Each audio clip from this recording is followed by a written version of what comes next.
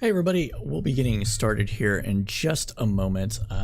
My auto stuff isn't working quite right now for some reason, so I forgot to actually update this. Let me do that really quick. But yes, just one moment everybody. Sorry about this. Scripts and news title. Boom, updated. Hey gamer nerd, welcome to the show. Just need to make sure to tweet it out the fact that we're live. It did not. I don't know what happened. Interesting. So let me find out what it did. Did I delete it? Huh. No, it just didn't tweet for some reason. Oh, I deleted it. Okay. Ah. I deleted all the text from my auto tweet. All right. That's fine. Let me go ahead and do that now. Let me tweet out this. We are live talking about Ukraine invasion, trucker convoy,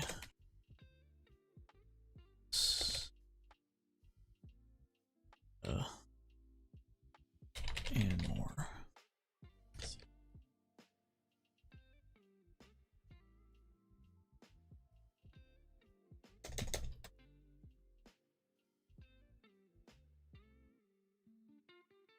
All right.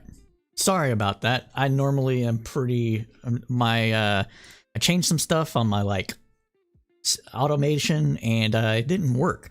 So yeah, well, let's go ahead and start with whatever we are talking about today, which is so much.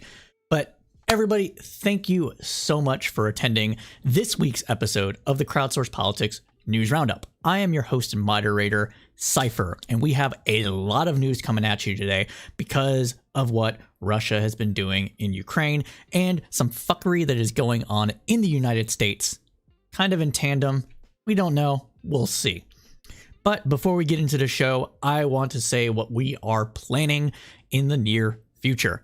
And these things include Cypher State, which is a foreign affairs and foreign policy focused podcast where we take a issue facing the geopolitical stage and kind of dive deep as you can within about an hour or so with guests from Twitch and YouTube across the political spectrum and of various different kind of levels of education and expertise.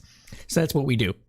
Typically, that is done on the third Sunday of every month, but I have to adjust that because I've been busy lately. So it might be not the third Sunday of every month, but at least once a month. And so that will be, again, coming up soon on that. We're also planning another podcast called called Praxis Run.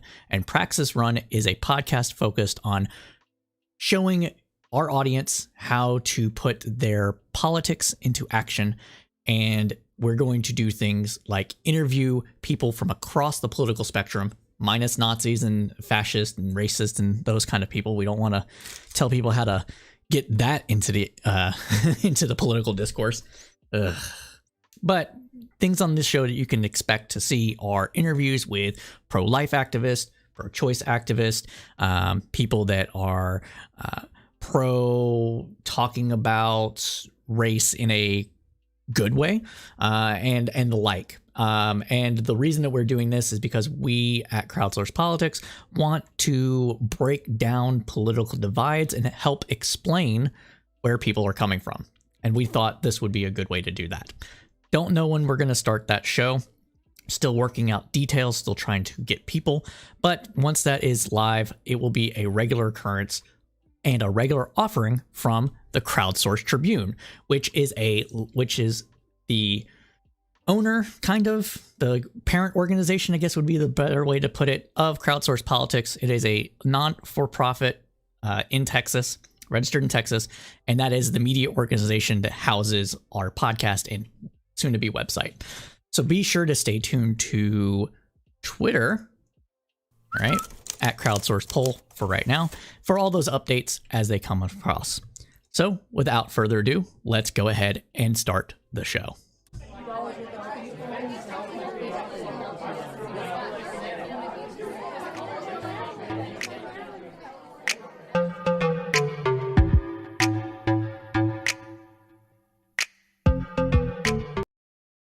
All right. Welcome back, everybody. Thank you, everybody, for joining us today. So let's go ahead and get started. We're setting aside our usual coverage of U.S. politics and Congress in order to bring what is happening in Ukraine. And we're going to give an overview of the kind of things that we've talked, the lead up to this, and as well as breaking news and kind of things that happened there. So starting on Monday, after weeks of saber rattling and rhetoric from Russia and warnings from the United States and NATO, Vladimir Putin gave a speech Monday that made it very clear where his country stands relative to Ukraine. In an hour-long grievance-filled speech, Putin rewrote the history of Ukraine's statehood and ultimately made it clear that Russia would not back down. Putin's first strike was a declaration of independence of two Russian-backed territories in eastern Ukraine, Donetsk and Luhansk. He called for peacekeeping forces to cross Ukraine's borders and occupy these regions. Peacekeeping. His words made it clear, though, that this declaration would be the pretext for sending troops and military equipment over Ukraine's borders in order to stage armed conflict with Ukrainian fighters. Indeed, by the time of Putin's speech, thousands of ceasefire violations had occurred between February 18th and February 20th in Donbass. The following are excerpts from his speech. So all these things that are coming here are from Putin's speech translated into English. My address concerns the events in Ukraine and why this is important for us, for Russia. Of course, my message is also addressed to our compatriots in Ukraine. The matter is very serious and needs to be discussed in depth. Let me emphasize once again that Ukraine for us is not just a neighboring country.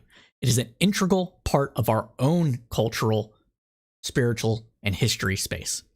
These are our comrades, relatives, among who are not only colleagues, friends, former colleagues, but also relatives, people connected to us by blood, family ties, etc.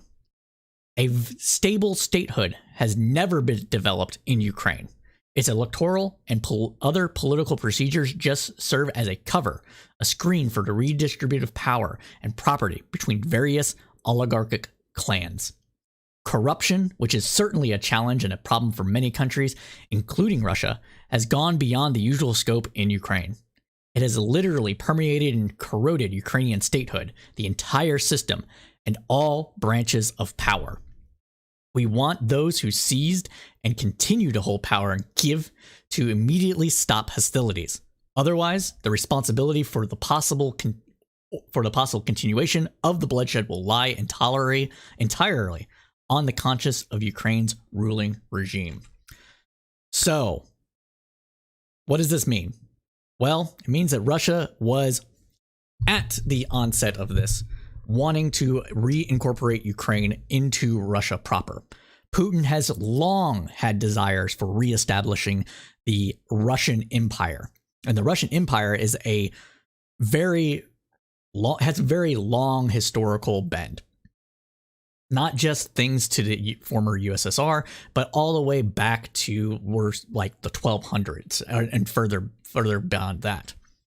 And so with Putin, he wants to be known as quote unquote a great, like Alexander or like Catherine the Great, or I think it's Paul the Great, Vladimir the Great.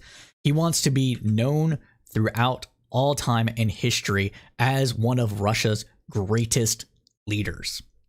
And in order to accomplish that, he needs, or at least in his mind, needs to reestablish the Russian Empire and push back against Russian adversaries, which includes the West, and especially NATO.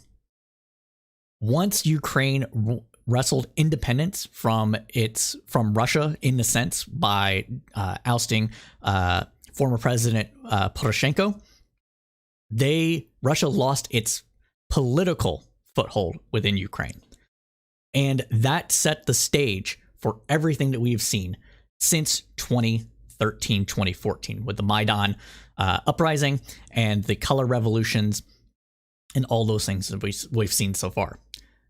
Everybody knew at the start of this that Russia was going to annex Crimea. Crimea has always been, well, not always been, but has traditionally been part of Russia proper. It was one of those weird kind of giveys that Russia did when the Soviet Union and the USSR was established to Ukraine in hopes of like establishing tighter bonds. And because Russia controlled the USSR for all intents and purposes, it wasn't actually like they ceded territory. And since Crimea was its only freshwater port and access to the sea, there was no way in hell that Russia was going to let that go. And so that was a give me by the West. West knew that it was going to come on, and that was going to be a thing. So that's why we didn't see much pushback from Russia taking or annexing Crimea. However, once Russia moved into eastern Ukraine, especially after the shutdown of the flight, I don't remember, was it 252 or something like that? But especially after that, we saw some pushback from the West, but no stomach for outright war, which is why we haven't seen troops enter Ukraine from Western forces. That partly changed in the months leading up to this, where if they're not troops, at least there were people, military equipment, both defensive and offensive, as well as trainers for that equipment, anti-aircraft missiles, anti-tank missiles, tanks, and that sort of thing, moving into Ukraine to bolster its defensive positions against Russia for what Russia has planned to do, which is attack Ukraine on the whole. Now, one of the other things that should be mentioned is that a lot of people on the left have said that Ukraine is wedded to its far-right nationalist Nazis. That is not true. Now, I hesitated there. You know you caught that. And the reason I say true is because while there are some far-right nationalists within Ukraine, their numbers have, in terms of political and military power and positions of authority, have dwindled substantially since the Maidan Revolution and the establishment of the Ukrainian government that is closer to the West than it is to Russia. It started out around like 15% or so, and now it's around like maybe 5% is the estimates, and that's the liberal estimates, the little higher end of the estimate spectrum there. And it also kind of makes sense that they would have some sort of power or toehold within the Ukrainian government and possibly even military because of Russian aggression, right? Anytime a country is under threat by another country, its nationalistic elements are going to come to power. Is the one group, generally speaking, that is willing to fight to have it, to defend their territory. And they're, generally speaking, the ones that are most likely to be willing to fight. With that said, it is not at the level that Russia has been putting it at. Russia has said that it is a Russian genocide. Ethnic Russians in Ukraine have been, quote unquote, being slaughtered by Ukrainian forces. This is absolutely not true. 100% pure bullshit. And if you see anybody online trying to tell you otherwise, I don't give a fuck if they have a check mark. I don't give a fuck if they are some sort of expert. They are lying to you.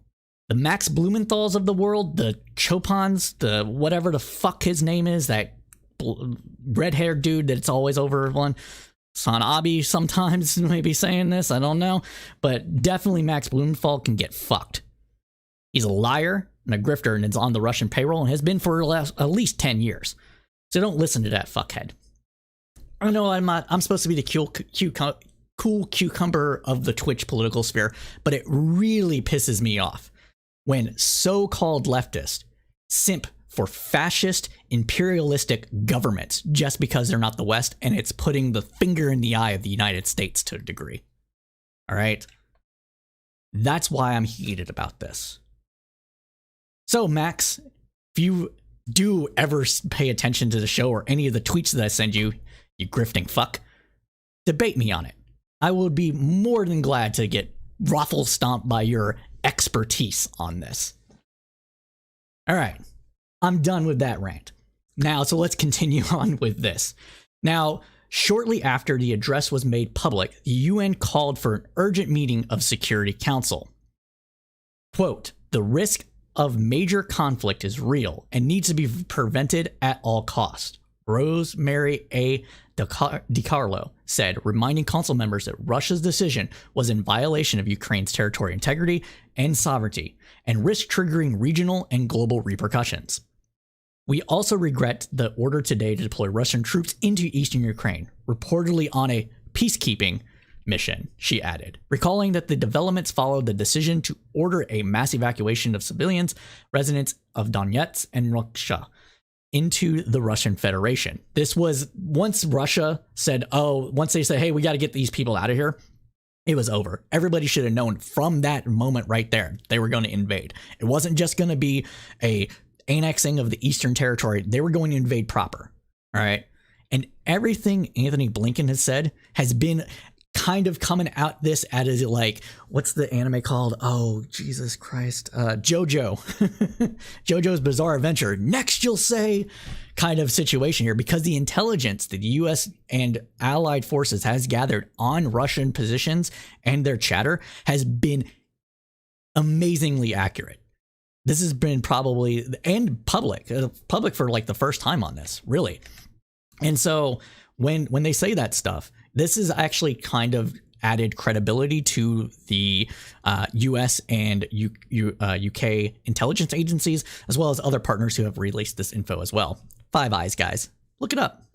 But with that said, I think this is an important moment to actually go over to the UN Security Council meeting 8970 that happened on the 21st of February, and listen to what the Kenyan representative stated, because I think this is perfectly summarizes not only my position, but the correct one. And it's not just correct because it's my position, it's correct because it is moral, especially if people believe in democracy, pluralism, etc.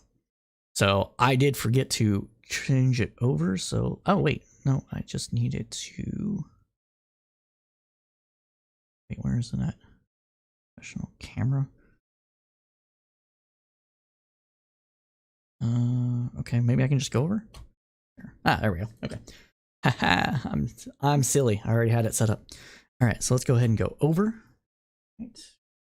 And play. This goes on for about 2 or 3 minutes, but it's really good. So let's listen. Thank you, Mr. President. Let me turn this up. Under Secretary General Rosemary DiCarlo for. Let me know if the volume is okay. We meet tonight on the brink of a major conflict in Ukraine. The diplomacy we urged on the 17th of February is failing. The territorial integrity and sovereignty of Ukraine stands breached. The Charter of the United Nations continues to wilt under the relentless assault of the powerful. In one moment, it is invoked with Yeah, I can make him louder. Give me a second. by the very same countries. And I'm sorry, there is a slight delay on getting your guys' messages. Yeah, that makes sense. I'm a little turned up on mine. Hold on a second. I'll start it over too, so this should be better. There we go. We meet tonight on the brink of a major conflict in Ukraine. The diplomacy we urged on the 17th of February is failing. The territorial integrity and sovereignty of Ukraine stands breached. The Charter of the United Nations continues to wilt under the relentless assault of the powerful. In one moment, it is invoked with reverence by the very same countries who then turn their backs on it in pursuit of objectives diametrically opposed to international peace and security. In the last two meetings on the situation in Ukraine and the buildup of forces by the Russian Federation, Kenya urged that diplomacy be given a chance. Our cry was not heeded, and more importantly, the Charter's demand for states to settle their international disputes by peaceful means in such a manner that international peace and security and justice are not endangered has been profoundly undermined. Today, the threat or use of force against the territorial integrity and political independence of Ukraine has been effected. Kenya is gravely concerned by the announcement made by the Russian Federation to recognize Donetsk and Luhansk regions of Ukraine as independent states.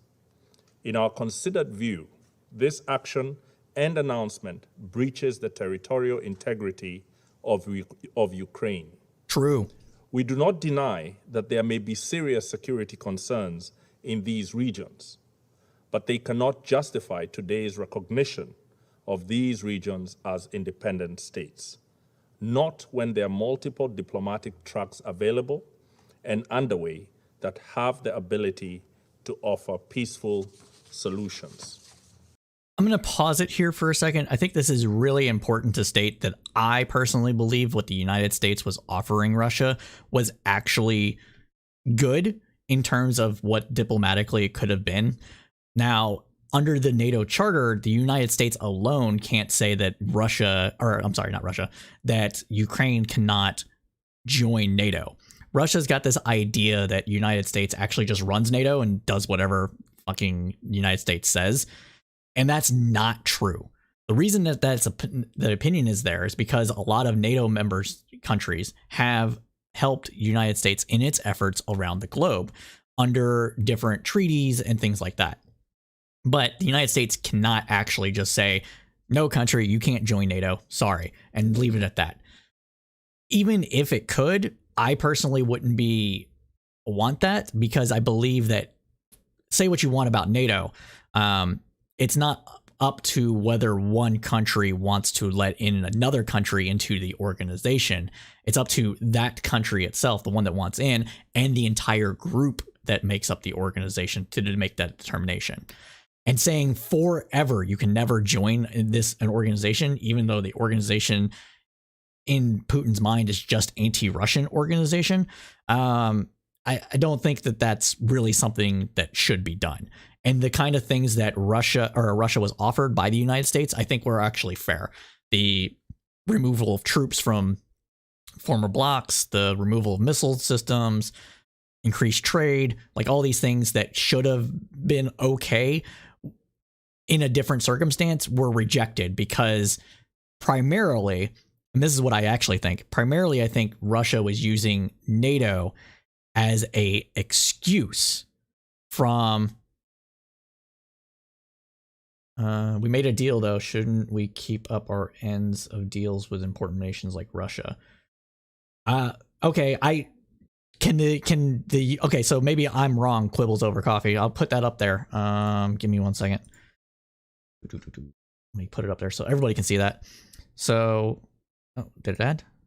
Oh no, why aren't you? Hey, come on. What? This chat? No. Highlights. Why aren't you? Hold on a second. What's going on here? All right, hold on. Maybe it should. Oh, it's not. Oh, I gotta reset the link again. Oh, I bet it's not on. Okay, well, regardless, never mind. I won't be getting the chat up. Okay, so Quibbles Over Coffee, I might be wrong, said that also we can 100% stop someone from joining NATO. I'm not sure if that is true. I don't know if any one country has a veto over it, but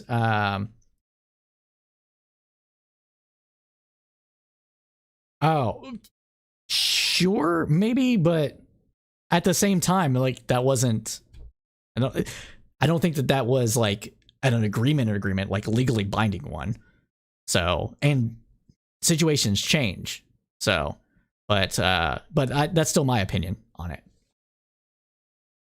I'm gonna go ahead and play the video again, and I'm gonna try to get this chat thing fixed too. Mr. President, this situation echoes our history. Kenya and almost every African country was birthed by the ending of empire. Our borders were not of our own drawing.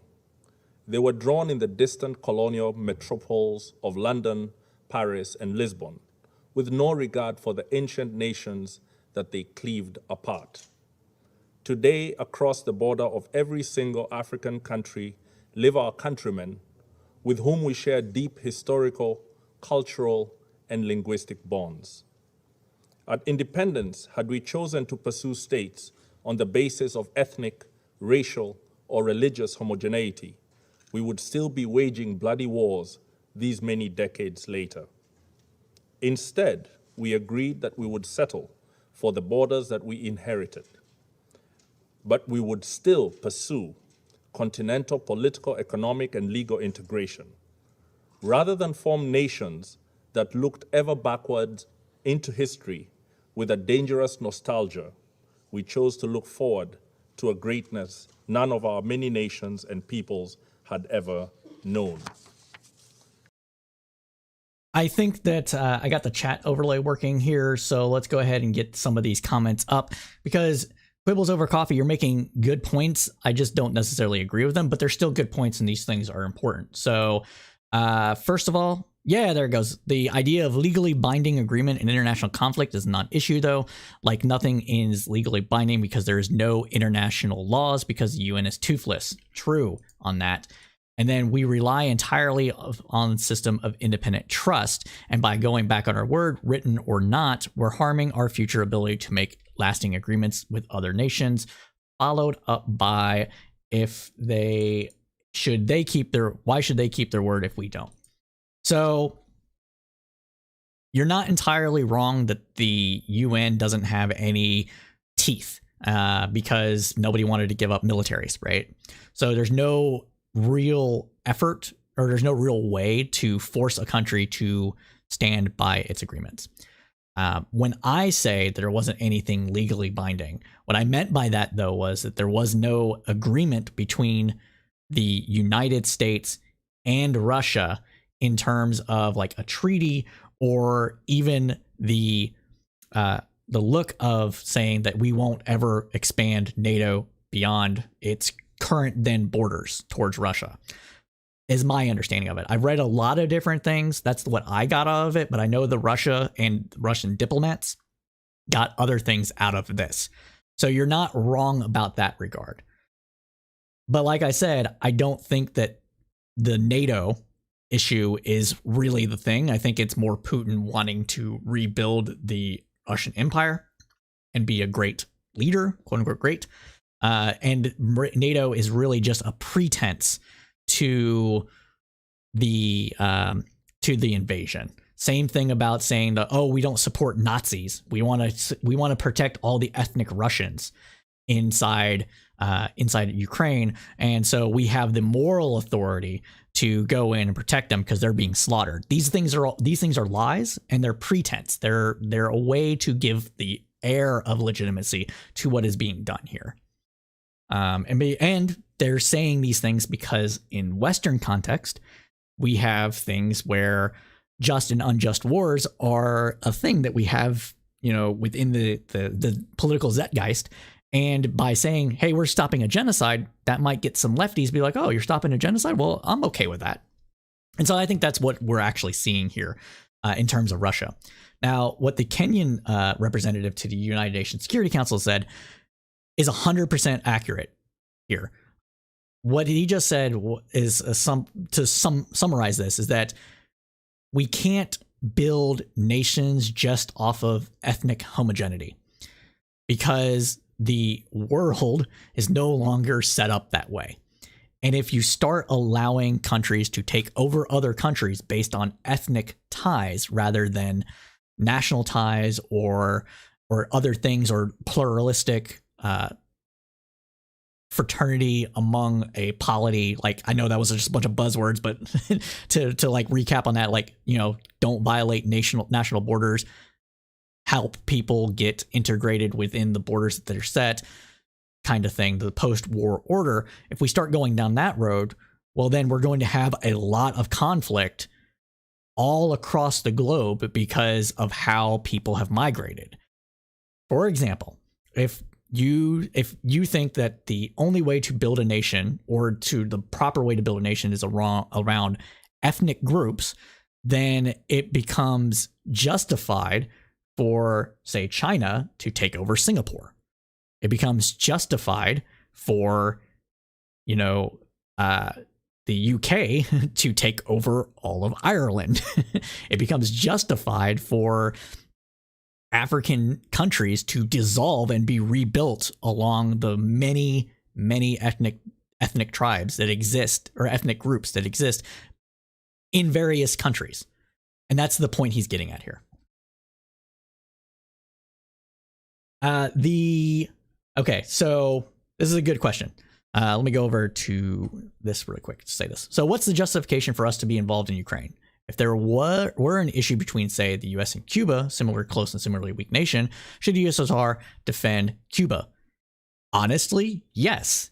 If the US decided to go invade Cuba tomorrow, unlike what is going on today, Russia would have the moral authority to get involved to prevent it. If you believe in non-aggression, if you believe in the sovereign territory, sovereign nation states, if you believe in just and unjust war theory, Russia would have the moral authority to get involved in that regard. But it's not just a matter of when it comes to just and unjust wars, it's not just a matter of whether there's two nations at war. It matters which nation is the aggressor in that war. And if in the situation that you just stated, that would be the United States, and I would be against it. I'm against aggressive wars. That's why I didn't really, I'm going to get in trouble here, but when Iran was involved in Iraq, killing U.S. soldiers, I didn't say that was morally unjustified. I was pissed, but I didn't go around like, they can't do that. That's not just. No, they could have done that because we just violated the sovereign territory of Iraq.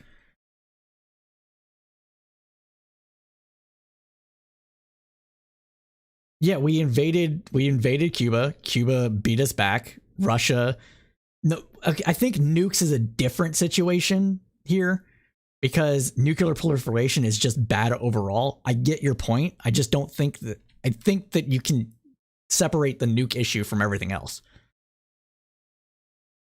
So, and at the time there was open conflict between Russia and the the USSR and the United States, and there was this whole tension and mutual assured destruction, yada yada yada.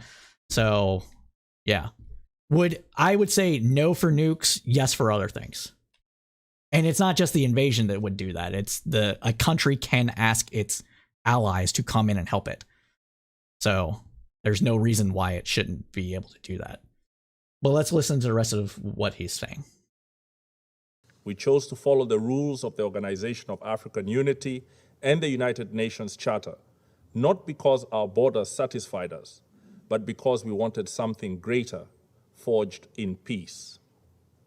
We believe that all states formed from empires that have collapsed or retreated have many peoples in them yearning for integration with peoples in neighboring states. This is normal and understandable. After all, who does not want to be joined to their brethren and to make common purpose with them? However, Kenya rejects such a yearning from being pursued by force. We must complete our recovery from the embers of dead empires in a way that does not plunge us back into new forms of domination and oppression.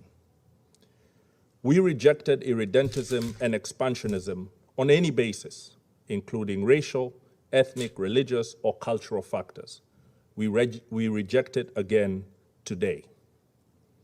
Kenya registers its strong concern and opposition to the recognition of Donetsk and Luhansk as independent states. We further strongly condemn the trend in the last few decades of powerful states, including members of this Security Council, breaching international law with little regard. Multilateralism lies on its deathbed tonight.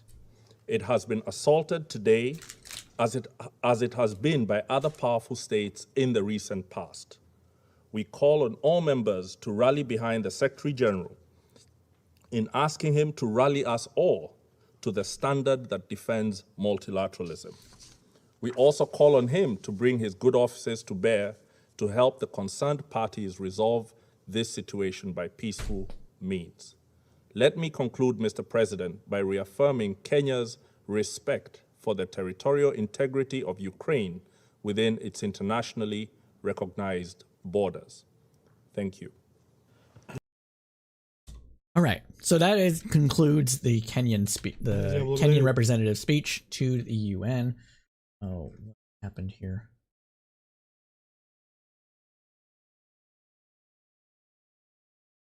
No map for me. So yes, to answer the couple of questions that came in while I was quickly stuffing food into my face. Let's see. What was it?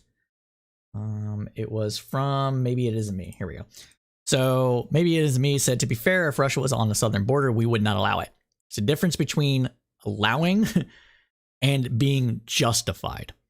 So say Russia was allies with Mexico, okay? And Mexico said, hey, Russia, we want you to come in and help us take care of the cartels and bolster our military. Would you do that for us? And Russia's like, sure. America would not be morally justified in saying no to that. Would that mean America wouldn't do it or would allow it? No, there's a difference. All right, so I just wanted to point that out. Now, I think there was one more comment. Let's see. No, I think that's it. There's a difference. Yeah, and like I said, Quibbles, I don't know why it's staying up. Like I said, Quibbles, the thing is I think nukes are a particularly dicey situation here. And I think that changes the calculus about what is and is not allowed to a degree, just because of how devastating nuclear bombardment is to everybody. So yeah, I think that that's why I think nukes should just go away. Like, just get rid of them all. They're a immoral weapon that causes way too much devastation and destruction, even for people that aren't involved in the nuclear conflict, and they're just bad. So, all right, but let us continue on with this. So, at the meeting, the U.S. Ambassador Linda Thomas Greenfield said that Mr. Putin is testing our resolve and wants to demonstrate that through force he can make a farce of the UN. Albania and Ukraine highlighted the similarities between the current situation in Ukraine and the 2008 Georgian conflict, noting that the decree was identical to the one issued in 2008. Several members, including France, the UK, and the US, indicated that they will be imposing further sanctions on Russia. While several members emphasized the need to pursue dialogue to prevent further escalation, many reiterated Secretary General Antonio Guterres' statement on Ukraine. The statement was a rare instance of the UN Secretary General accusing a prominent council member of violating the UN Charter. In it, Gutierrez called Russia's decision to recognize the independence of the breakaway regions a, quote, violation of Ukraine's territorial integrity and sovereignty, and is inconsistent with the principles of the UN Charter. Several council members placed the escalation in and around Ukraine in the broader context of respecting the UN Charter and the principles it enshrines, such as state sovereignty, territorial integrity, and non-intervention. As we heard here, Kenya did denounce the growing trend of powerful states violating international law with little regard, saying that multilateralism lies on its deathbed tonight. European Council members were united in accusing Russia of violating Ukraine's sovereignty and international law. These members were also blamed Moscow for reneging on its obligation under the Minsk II agreement, while noting that Russia organized a council meeting to discuss its implementation only 4 days earlier. Several members accused Russia of wanting to restore Ukraine as a Russian territory, which is true. That's exactly what's going on. The U.S. argued that Moscow was seeking to recolonize former Soviet states. Anti-colonial sentiment was prominently featured in Kenya's statement. This past Saturday, Chinese Foreign Minister Wang Yi told the Munich Security Conference that the sovereignty of all nations should be respected. Quote, Ukraine is no exception, he added. In recent weeks, China has called for restraint on all sides in Ukraine, as well as a return to the Minsk Agreement, which were meant to restore peace following a flare-up of violence along the Russia-Ukraine border in 2014.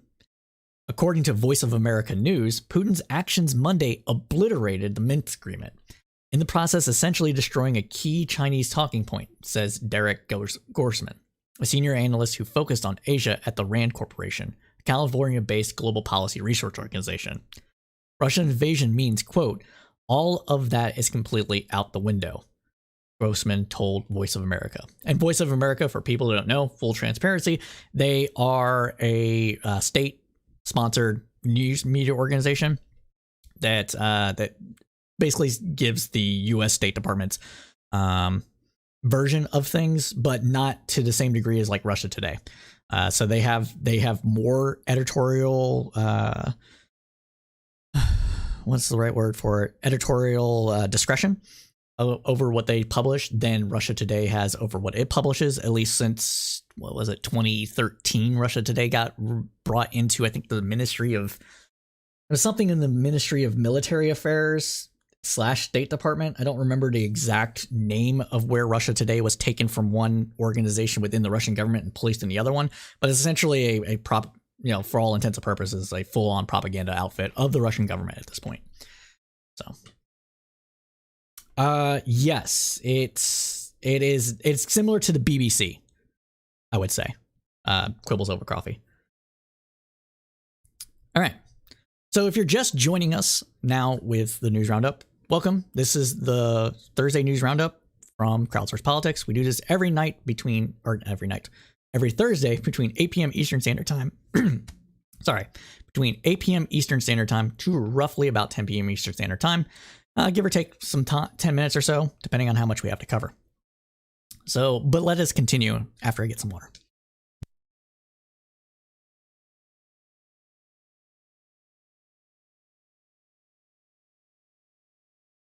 So countries also react with sanctions, troops, and equipment. So on Tuesday, countries all over the world instituted the first rounds of sanctions against Russia.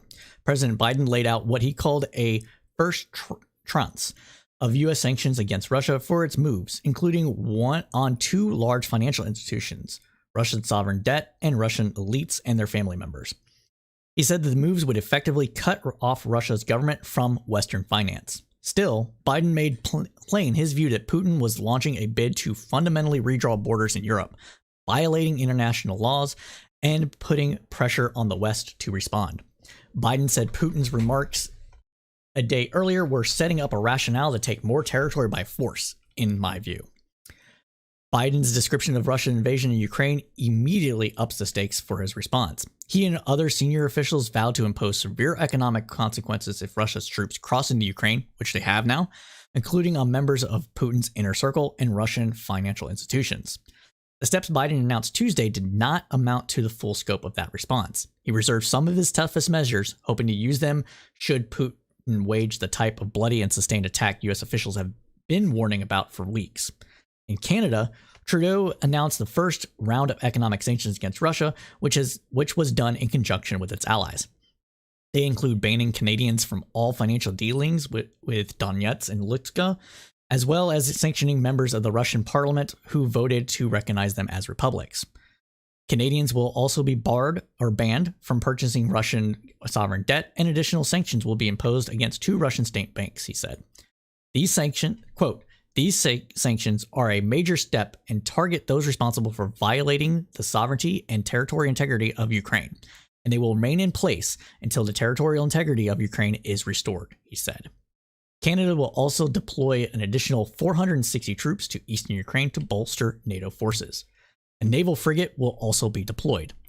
The move by Canada came as Germany Chancellor Olaf Scholz said he has pulled out of the certifying process for the $11 billion Nord Stream 2 gas pipeline that was supposed to be a financial boon for Russia, as well as provide much of Germany's natural gas for energy and heat production. The pipeline, which now sits idle, would have sent natural gas from Russia via the Baltic Sea to Germany. Prime Minister Boris Johnson informed the House of Commons that Britain will place sanctions on 5 Russian banks and 3 wealthy individuals in what he called the first barrage of penalties against Moscow. The European Union said it was considering a range of sanctions as well on Tuesday. Quote, the decision of the Russian Federation to recognize its independent entities and send Russian troops to certain areas of Ukraine, Donetsk and Luhansk Oblast is illegal and unacceptable, said a joint statement from the Commission President Ursula von der Leyen Charles Michel, President of the European Council. It violates international law, Ukraine's territorial integrity and sovereignty, Russia's own international commitments, and it further escalates the crisis. Okay. So leading into Wednesday now, so Ukraine declared a state of emergency on Wednesday and told its citizens in Russia to immediately come home, while Moscow began evacuating its Kyiv embassy and the West responded with further sanctions. Ukraine came under a massive cyber attack, a senior minister said on Wednesday, with the main websites of the government and foreign ministries refusing to open. A large-scale denial of service attack, which can render a website unavailable, hit Ukraine's security agency, its legislature, its foreign affairs ministry, and other agencies, according to Ukraine's Center for Strategic Communications. Russia began evacuating diplomatic staff from Ukraine a day after lawmakers in Moscow granted President Vladimir Putin to use force abroad. Ukraine's parliament on Wednesday approved imposing sanctions on 351 Russians. Ukraine has called up reservists and urged its citizens to leave Russia immediately. Ukraine's parliament has also approved a draft law allowing citizens to carry firearms. The EU slapped a first limited round of sanctions on Russia, blacklisting more politicians and banning trade between the EU and Donbass in eastern Ukraine. US President Biden said in a statement Wednesday that his administration will impose sanctions on Nord Stream 2 AG, the company in charge of building Russia's Nord Stream 2 gas pipeline, and the company's CEO directly. Okay, so as of today, and I have a link here, and just for whatever reason, this not wanting to show me the dang map. Oh wait, does it? Oh, okay, cool. I can log in now. Stupid New York Times. All right, so let's go ahead and go over to the map. Here we go. All right, so we'll show this map while I read this off. All right, can you see it? All right, we can see it.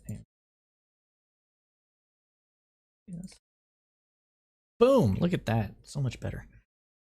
All right, so we got the map up here. All right. All right, you see these red arrows? Red arrows coming all around here? Yeah, these are all the places that Russia has decided to invade into Ukraine. And Kyiv is like right around this area. All right, we'll talk about this at... Oops. We'll talk about this while it's up. All right, so Russia's invasion of Ukraine began early this morning with shelling and rocket attacks on several major cities, including the capital of Kyiv, and dozens of deaths. Explosions thundered in dim light before dawn, minutes after President Vladimir Putin of Russia cynically declared the state of a special military operation to demilitarize Ukraine but not occupy the country. His announcement came as the United Nations Security Council held an emergency meeting requested by Ukraine. During the meeting, diplomats condemned Russia's movements of troops to the Ukrainian border and warned of the consequences of military action, not just on the region, but on the rest of the world as well. As word of the Russian invasion reached the chambers, Ukrainian ambassador Sergei Kovsa told the other diplomats, quote, "It's too late, my dear colleagues, to speak about de-escalation. I call on every one of you to do everything possible to stop the war." Koltska asked Russian ambassador Valisa Nabazny to pledge that Russia not bomb Ukrainian cities even as they spoke.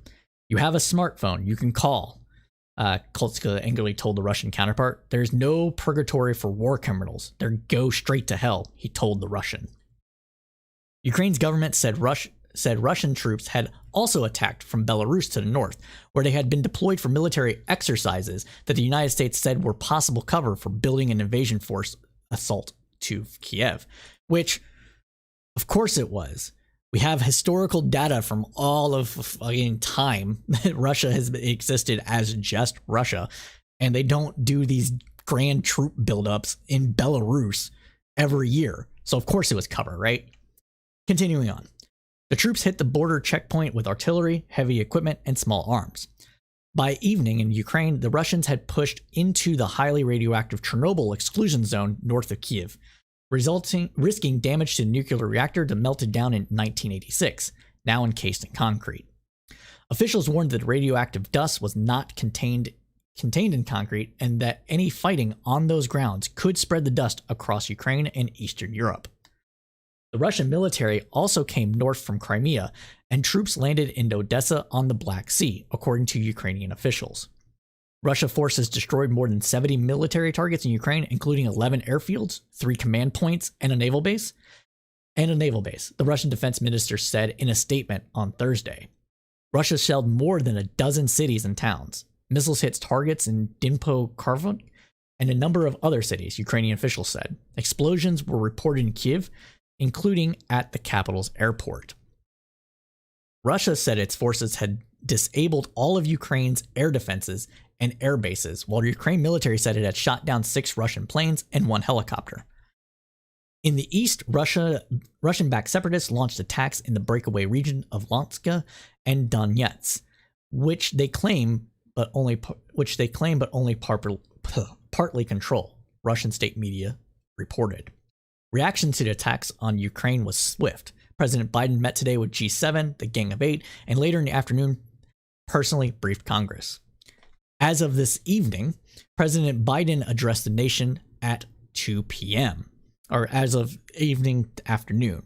Let's go ahead and watch some of that here. Sorry to keep you waiting. Good afternoon. The Russian military has begun a brutal assault on the people of Ukraine. Without provocation, without justification, without necessity. Oh, I'm sorry. There was other maps. Hold on. This is a I couldn't scroll down because it was so. Oh, I see. Okay, well, let's do this because it's so hard to see on here. So these are the places. So before we get into Biden's speech, so these are the places that explosions have been reported on. As you can see, it's all over Ukraine, and here are where Russians passed into the border and where fighting has been occurred. And here are some aerial pictures of bombings and artillery hits. Multiple before and after pictures. Oh, we can go ahead and watch this really quick. So here's Russian tanks entering into the country through a checkpoint. Prior to the current buildup and new military presence of Russia. See, Belarus didn't have anybody in it. Boom. Look. All right. Prior to new military presence. Belarus. Yeah, okay. We're not going to invade, guys. Sure. All right. And, here's what is claimed to be held by Russian-backed separatists in Ukraine in the eastern part in Donetsk. So they only really control the border area between Ukraine and Russia. But these outlying areas here are are not are still have Ukrainian forces fighting, or at least did prior to this afternoon. And mush and mock battles, artillery fire. All right, I think that's sufficient. So let's go ahead and listen to Biden here for a little bit. Don't know if we'll listen to the full 14 minutes. That's a bit long, but we'll listen to him. Meditated attack. Vladimir Putin has been planning this for months, as we've been saying all along. He moved more than 175,000 troops, military equipment, and positions along the Ukrainian border. He moved blood supplies into position and built a field hospital, which tells you all you need to know about his intentions all along. He rejected every good faith effort the United States and our allies and partners made to address our mutual security concerns through dialogue to avoid needless conflict and avert human suffering. For weeks, we have been warning that this would happen. And now it's unfolding largely as we predicted.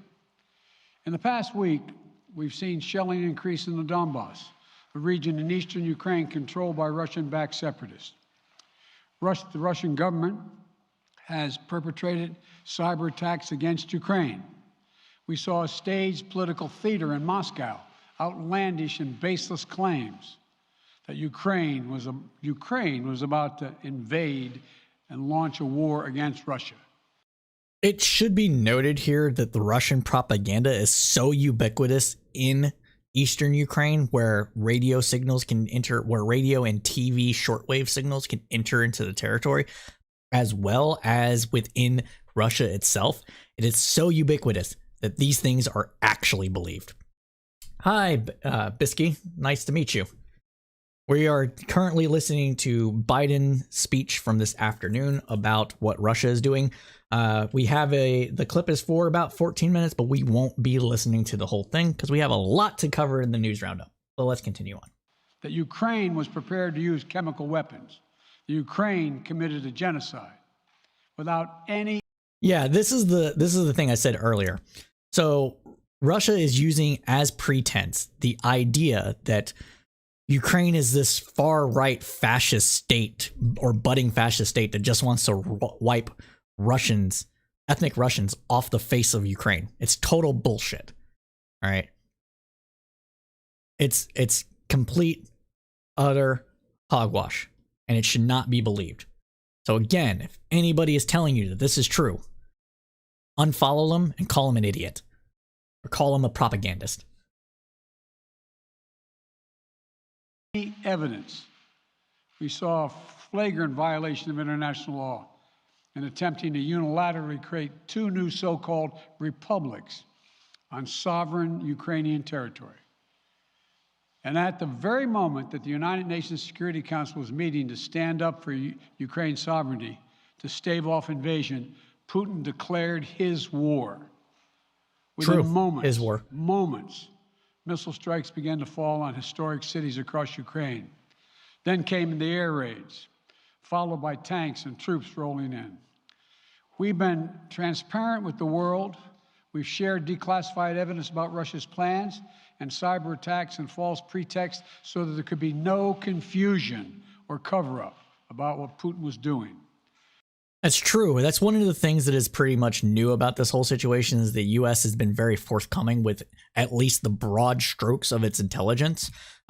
People are very and legitimately wary of anything that isn't backed up by released facts.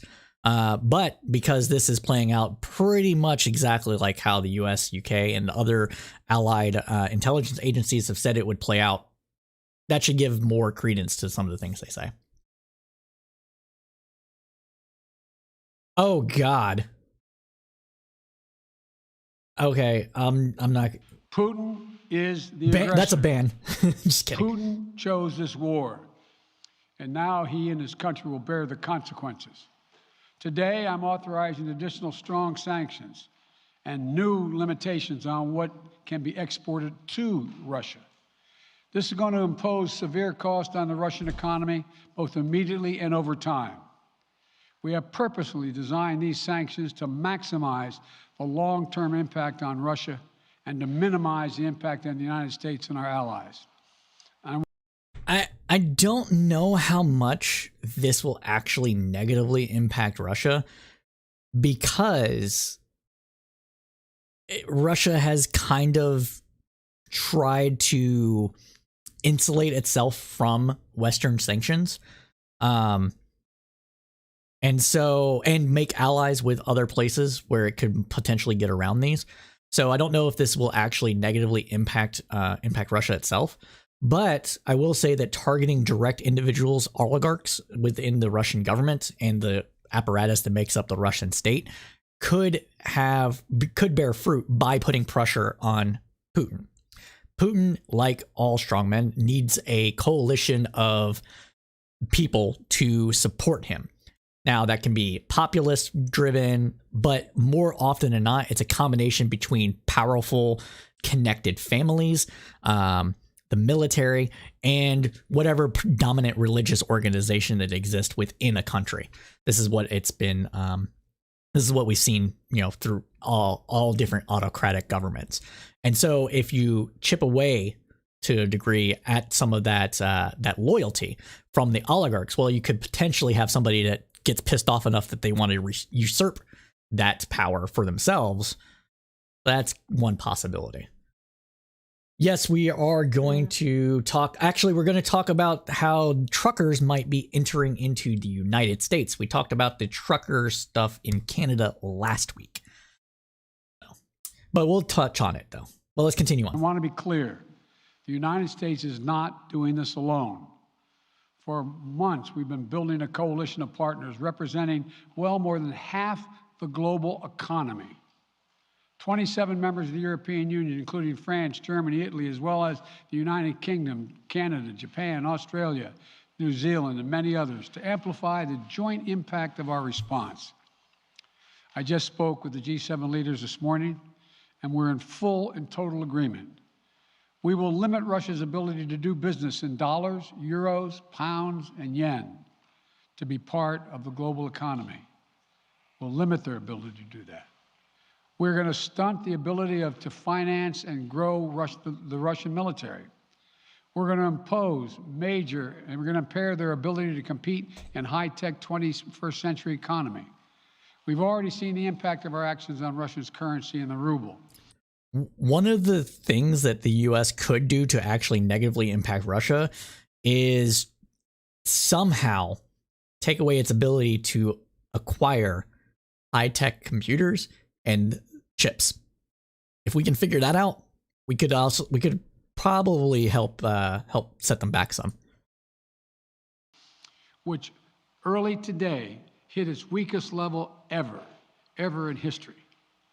The Russia stock market plunged today. The Russian government borrowing rate spiked by over 15%. In today's actions, we've now sanctioned Russian banks that together hold around $1 trillion in assets. We've cut off Russia's largest bank, a bank that holds more than 1/3 of Russia's banking assets by itself, cut it off from the U.S. financial system. And today, we're also blocking 4 more major banks. That means every asset they have in America will be frozen. This includes VTB, the second largest bank in Russia, which has $250 billion in assets. As promised, we're also adding the names to the list of Russian elites and their family members that we're sanctioning as well. As I said on Tuesday, these are people who personally gain from the Kremlin's policies, and they should share in the pain. We will keep up this drumbeat of those designations against corrupt billionaires in the days ahead. On Tuesday, we stopped the Russian government from raising money from U.S. or European investors. Now we're going to apply the same restrictions to Russia's largest state-owned enterprises, companies with assets that exceed $1.4 trillion. Some of the most powerful impacts of our actions will come over time as we squeeze Russia's access to finances and technology for strategic sectors of its economy and degrade its industrial capacity for years to come. Between our actions and those of our allies and partners, we estimate that we'll cut off more than half of Russia's high-tech imports. It will strike a blow to their ability to continue to modernize their military. It'll degrade their aerospace industry, including their space program. It'll hurt their ability to build ships, reducing their ability to compete economically. Every single thing that Putin needs to be able to do in order to become, quote unquote, a great. And it will be a major hit to Putin's long-term strategic ambitions. And we're I wouldn't call them strategic, but okay. preparing to do more. In addition to the economic penalties we're imposing, we're also taking steps to defend our NATO allies, particularly in the East. Tomorrow, NATO will convene a summit. We'll be there to bring together the leaders of 30 allied nations and close partners to affirm our solidarity and to map out the next steps we will take to further strengthen all aspects of our NATO alliance. Black Ops, no, I'm just kidding. I'm kidding. No, but do expect a little bit more military involvement. Maybe not direct, but yeah, you get the idea. Although we provided over $650 million in defensive assistance to Ukraine just this last year, let me say it again. Our forces are not and will not be engaged in the conflict with Russia in Ukraine. Our forces are not going to Europe to fight in Ukraine, but to defend our NATO allies and reassure those allies in the East. As I made crystal clear, the United States will defend every inch of NATO territory with the full force of American power. And the good news is, NATO is more united and more determined than ever. There is no doubt that the United States and every NATO ally will meet our Article 5 commitments, which says that an attack on one is an attack on all. Over the past few weeks... All right, I think that's a good spot to end this particular topic, or at least this particular person. Just, I guess I'm still confused how this could be seen as an American issue. Like, is it India or New Zealand or Singapore's job to fight this fight? Why not? Okay. I mean, if you want to... What do you consider to be an issue relevant to America? It has to be in America's backyard?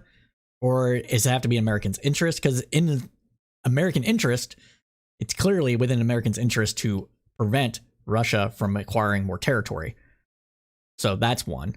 And if you don't agree with that because you say, well, it's over there, it doesn't deal with us, then I don't think there's going to be any justification that I could give that would make it partly America's responsibility for this.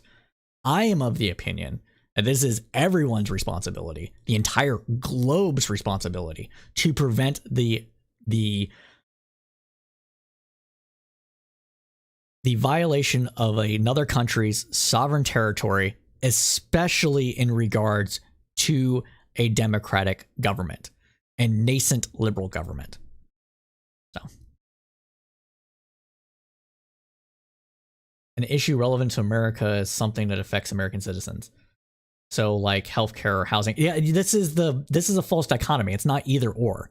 America has the capacity to both engage in some sort of military action against Russia within Ukraine and provide all those things. The reason that we don't provide any of those things isn't because of a constraint in resources or money. It's a political will issue. And if it's everyone's responsibility, why is it just the... Yeah, that's an important one. Let me put that up there because I can actually pontificate on that one for a bit, and then I will have to continue on. Can you hop on once I end this segment and we can talk a little bit? The segment's going to go on for another 10 minutes or so. Not even 10 minutes. I just want to get involved through these updates. Got another page and a half of copy to go through. So yeah, just go ahead and wait in the waiting room. And I'll pull you in. Okay, so continuing on, and then we'll talk to Quibbles over coffee for a little bit, and then continue on with the news roundup. All right. So now the following that is coming at you from here is updates that happened right after the speech, which we just heard half of it from Biden. And so this is at 4:25 p.m. Eastern Standard Time. The U.S. has deployed or is deploying 7,000 additional troops to Germany, a senior U.S. defense official said Thursday, as President Biden warned that the U.S. will defend every inch of NATO territory with the full force of American power. The additional troops, quote, will deploy to Germany to reassure NATO allies, deter Russian aggression, and be prepared to support a range of requirements in the region, the official said in a statement. We expect them to depart in the coming days. As of 6 p.m. Eastern Standard Time, the Chernobyl nuclear power plant has been captured by Russian forces, an advisor to Ukrainian president's office said. Quote, it is impossible to say the Chernobyl nuclear power plant is safe after a totally pointless attack by the Russians, he said. This is one of the most serious threats to Europe today. Russian troops took over the power plant while Ukrainian forces battled them on 3 sides after Moscow mounted an assault by land, sea, and air in the biggest attack on European states since World War II. Some Russian military massed in Chernobyl exclusionary zone before crossing into Ukraine early on Thursday, a Russian security source said. Russia wants to control Chernobyl nuclear reactor to signal NATO not to interfere militarily, the same source had said. Now, as of 6:35, like not too long before we got on here, there were reports of Russia we already did that. So that was that. So Ukrainian men between the ages of 18 and 60 have been temporarily barred from leaving the country. So this is getting real in Ukraine. About to draft every single able-bodied man to fight Russia. The State Border Guard Service told CBS News that it is a result of President Zelensky declaring martial law. Such a rule will apply for the period of martial law, the Border Guard said in a statement. We ask citizens to take this information into account. As of 6:10 p.m. Eastern Standard Time, UN Secretary General Antonio Guterres called Russia's military offensive wrong and unacceptable, but not irreversible. Guterres had a message for Russian President Vladimir Putin, quote, stop the military operation, bring the troops back to Russia. UN chief said that the protection of civilians is the first priority of the United Nations, and it was scaling up its humanitarian operations in and around Ukraine. He also announced the allocation of $20 million from an emergency response fund to meet this urgent need. Quote, we and our humanitarian partners are committed to staying and delivering to support people in Ukraine in their time of need, he said. The Secretary General spokesman Stephanie Dujarric told CBS News some personnel were being relocated and staff were instructed to take necessary precaution. Quote, a core group of mission-critical staff remains working in the areas around the lines of contact. Gutierrez said UN staff are, quote, working on both sides of the contact line, always guided by the humanitarian principles of neutrality, impartiality, humanity, and independence. As of Thursday, the number of UN staff in Ukraine is 1,573. The Secretary General Deputy Spokesman had said to CBS News. Some staff, quote, some staff are being relocated, but some others come in as surge capacity over the past few days, Hawk said. Other agencies of the UN have personnel in Ukraine. The World Food Program is also staying. Quote, we are deeply concerned about the evolving conflict in Ukraine and its potential impact on access to food for civilians in affected areas and on our operations globally, said David Beasley, the agency's executive director. The Black Sea Basin is one of the world's most important areas for grain and agricultural production, and the food security impact of the conflict will likely be felt beyond Ukraine's borders, especially on the poorest of the poor, he said. The agency said an interruption in the flow of grain out of the region will increase prices and add further fuel to food inflation at a time when its affordability is a concern across the globe, following the economic damage from COVID-19's pandemic. As of 7:30 p.m. Eastern Standard Time, the day ends in Ukraine. President Zelensky addressed his country. Today, we have lost 137 of our heroes, our citizens, military, and civilians, Zelensky said, adding that another 316 people had been injured. All right. So let me go ahead and get this set up for quick talk. And Quibbles, it's going to have to be quick, man, because there's still a lot of copy to go through, and we're on a time schedule. So, but we'll get you in. So let's do this. There we go. All right, and boom. Oh, you're not. Oh, yeah, you are. All right. Make sure everything's good. Oh no, it's not coming up. Hey, can you hear me? I can hear you. Ooh, you're loud on my end. I'm gonna turn it down. No, it's on my end because I turned it up for the YouTube. Give me a second. I gotta get it. Yeah, it does this thing where it doesn't want to do this. All right. Okay. Then. Oh, do you want my face? I can give you my face. Give me a second. Oh no, it's fine. Okay, I'll turn it on. Either way, it doesn't matter. Whatever. We'll do this. There we go. You're gonna see. I use a green screen. Everybody, shocker. Anyway, I was convinced it was a real set. I mean, it is my wall. I just can't. I can't be behind it. Oh, I meant the white part, the thing that's currently on the screen. Oh, okay. Yeah. Okay. So Quibbles, what did you want to talk about? Yeah. Okay. So I guess at the most basic level, I'll just start with a basic premise, which is that the U.S. belongs to the U.S. citizens. It doesn't belong to the world. It belongs to the U.S. citizens, and its obligations are exclusively to the United States citizens. And so, I wouldn't expect for, let's say there's a problem in Flint, Michigan, there's a water crisis in Flint, Michigan. I wouldn't expect for Pittsburgh, the mayor of Pittsburgh, to be doing anything about that. I don't think that's his job. I think his job is exclusively to do stuff on behalf of the people of Pittsburgh. And so if we're thinking about what's the job of the United States as America to do anything in relation to Russia or in relation to Ukraine, my answer is that we have absolutely no obligations whatsoever. Now, it is true that as part of the broader American government, that Pittsburgh has certain obligations to Flint, Michigan, right? And so we pay taxes and we vote on who should be in charge of America writ large. And that American level of governance does have certain obligations to Flint. But I guess my question is if we're talking about this as an international community, then presumably all of this stuff should be happening at the level of the UN. And we might argue that the UN is toothless and pathetic, but presumably the argument should be that we should make it so that it's not pathetic, rather than saying that the federal government's not doing enough for Flint and therefore it's Pittsburgh's job, if that makes sense. Yeah, no, it makes sense. It's just that I think that there's different levels of obligation, and when you are a country as powerful and wealthy as the United States, that obligation expands. So what I mean by that is everybody's going to have different levels of first order priorities when it comes to their politics or moral justifications. But typically speaking, I think that in the United States, it goes something for the typical person, it'll probably go myself, my family, myself, my neighbors, it'll go down that line, and that's what you're getting at.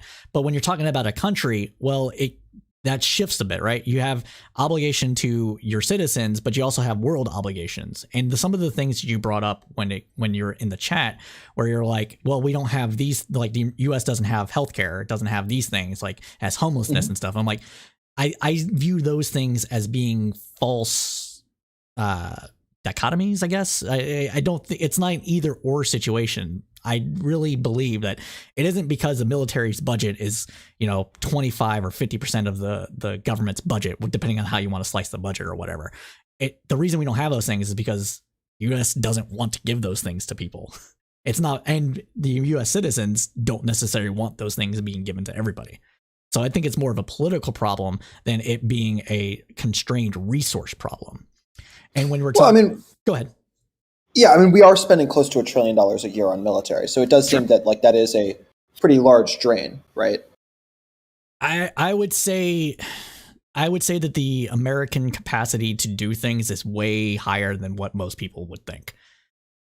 Just given our size of population, the size of the economy, the ability to pay the ability that it has to pay its debts based on various factors, whether it's trade, militarily, sovereign currency, etc. And I really don't think that this is a constraint as much as people say it is. I understand why people would say that, but personally, I don't think it is. Huh? Because every dollar that we're spending in tax money. Maybe you'll push back on this, but the way that I would pose it is that every dollar that we're spending in tax dollars is either a dollar that we could be spending of tax dollars in something other than the way that we're spending it, or it's a dollar that we could not be taxing at all and it could just be part of our economy.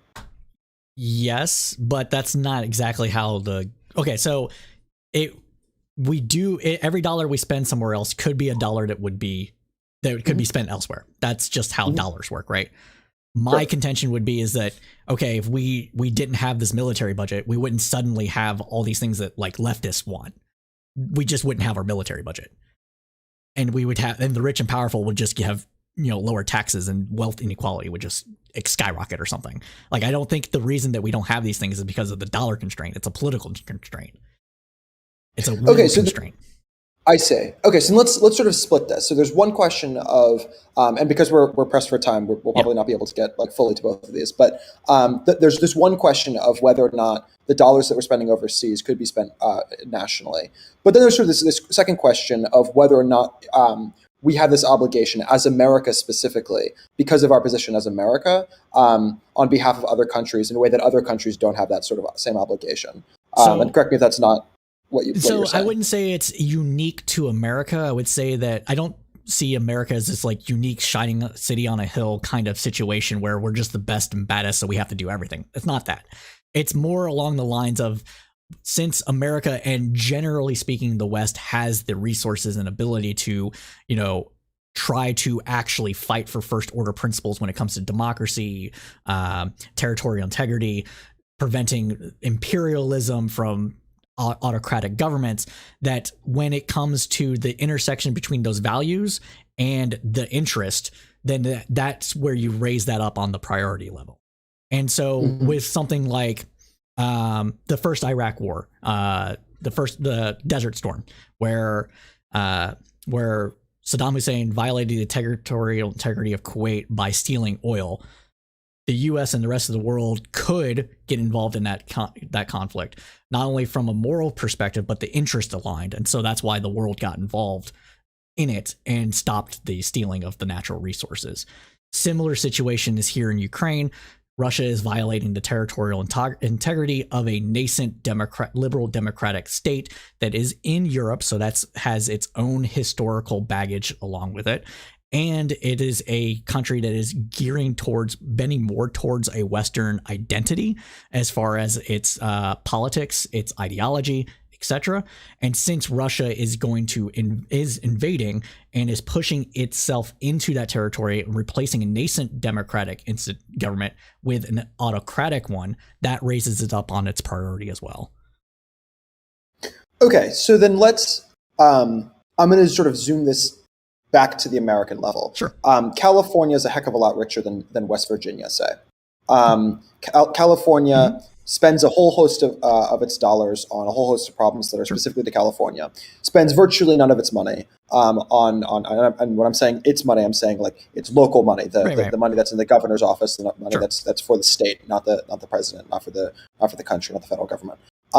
It spends virtually none of its money helping the people of West Virginia. You might point out that West Virginia currently has a senator who is, though a Democrat, not particularly far to the Democratic side, Joe Manchin, right? And you might see that it's slipping into this way, that it's going towards fascism, it's going towards the Republicans, it's going towards this terrible direction, right? You might say all of these things about West Virginia. And therefore, it's the job of the governor's office of California to give money and aid to stop West Virginia from going in that direction? Or is it the job of the governor's office strictly to focus on the people of California, and the job of the federal government, rather, to be thinking about what's in the interest of the country writ large? I would say that it's the job of the federal government writ large to do these things, but that's just because that's how our country is situated. If we were if every state was its own country, then you would have the, again, aligning of interest versus moral capacity, or moral obligations, capacity, and aligning of interest that would raise it up to a different level. So I don't think there's a one-to-one comparison. I understand where you're going with it, but I don't think it's quite there. Yeah, so my defense of the reason that the governor wouldn't have to do that is essentially that the governor is elected by the people of California, and the governor's job is for the people of California. And some of the president's job is the entire country. and a mayor's job is just the individual city. What's the reason? What's the defense of California spending California money helping the people of West Virginia just void that? Like, what's the counter argument? Within our current system, there would be none, but that's because of our current system. So I have to take it back to the nation state thing, because I think that's the level that we actually have to discuss this on. So if we extrapolate that and say California is its own nation state, it has its own military, it has its own political interest, it has its own political capacity, it's got its own currency, all these things, and it's seeing I don't know. Can we move West Virginia to like Nevada? So it's right on. Like, I guess no. That breaks your. Well, no, analogy. we can't. We can't actually, because I want West Virginia. Yeah, I want West Virginia to be super far away, and I similarly want Ukraine to be super far away. Right. So I would say that there would be. I mean, this analogy doesn't work, but I get it. So I'm trying to still work within it. I would say it would depend on the circumstances of that particular situation. If we were seeing a similar situation of Virginia or West Virginia invading Virginia, and we had these other things, I would say that it would be more of a 1-to-1 comparison between what we're seeing with Russia and Ukraine, at least for me. And when you're talking about whether or not a country has a moral obligation to do things for other people outside of its territory, then you come in with, okay, how do those things that's going on, half a world away, will directly impact people in the United States. So with Russia, you have to take all these things into consideration. So Russia invades Ukraine.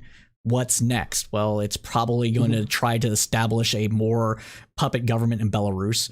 There's no reason why not Moldova. Is it Moldova? I think it's Moldova. I think Moldova has separatist areas on its border near the sea. So it goes Crimea, whatever country I'm actually thinking of is like right here, and there's these little enclaves of Russian territory that it's not connected, so they can't take it because they would have to invade it by boat, and that's just too costly at this juncture. But that would be the next logical step. It's not exactly domino theory because it's not an ideological thing. It's just where Putin's actual mentality is when it comes to what Russia should be, which is a great empire. And we're seeing that with other autocratic governments. And so if the efforts that we put into place to stop this aren't recognized as being enough, or not putting enough damage onto the people that are causing it, it is possible to see other autocratic governments in similar situated circumstances to also take territory based on their interest and their own capacity to do so. If Russia isn't stopped from doing this, 3 or 4 years down the line, Taiwan's probably going to become part of China proper, and Russia is going to continue to expand. You have to have a line in the sand at some point to prevent these nascent emperors from going down the line, and that is where I think that we're actually at here. Yeah. So I guess the way I would answer that. So okay. I think that there are, the reason I understand I keep on coming back to the same, using this at the American level rather than at the international level. And the reason to clarify that I'm doing that is because I'm trying to do it at a level where we recognize sort of across the board that there is obviously a federal government of the United States in a way that we don't necessarily recognize that there is an international system of governance, if that makes sense. But like when I'm thinking about let's say that there's no federal answer to this problem. I don't feel like there's a good enough federal answer to this problem of a bunch of Republicans are just straight up, they don't believe in like voting democracy. They don't believe in like the right to vote. And they're doing all of this nonsense in all of these states, and they're just building up this attempt to destroy the very like foundational principles upon which this system of the United States is built. And I think that's like a serious problem. And I'm, say, a Californian again. And this Californian feels that, Well, I think that there's a reason to be concerned about that. I think there's a reason to push back against that. But I think that the way that you push back against that is as an American. I don't think the way that you push back against that is as a Californian. So as an example, I might suggest that you do certain things about what should I be doing in the Senate, right? What should my senators be doing in the Senate? What should my congressional candidates be pushing for? Certain things about who do I want to be? I might advocate for certain people to be put on the Supreme Court. I might advocate for all of these things at the federal level. It wouldn't be things that I'm doing at the state house. It wouldn't be doing things that I'm doing from a California perspective in order to legislate from California upon other states, if that makes sense.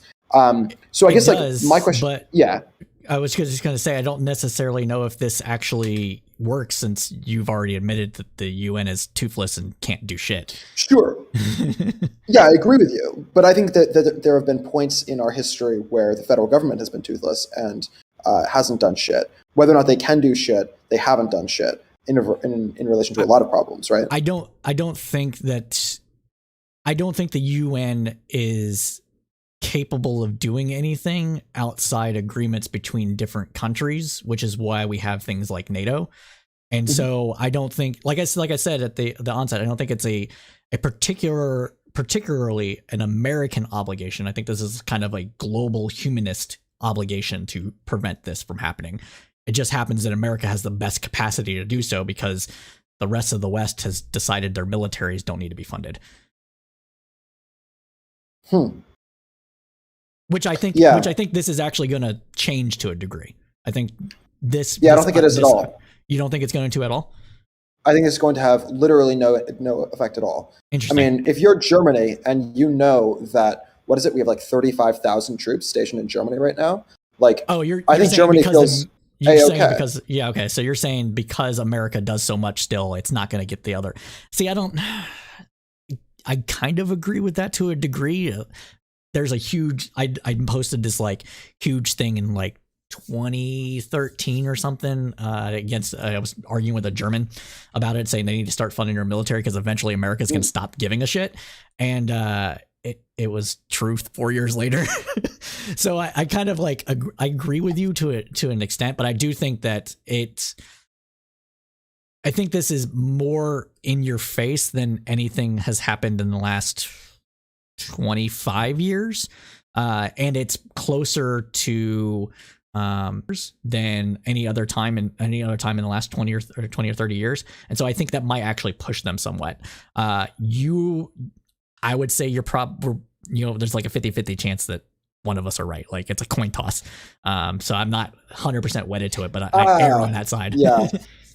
I don't think it's a coin toss. I think that we're spending close to $1 trillion a year on the military. I think that no one else is coming even close to that amount of spending.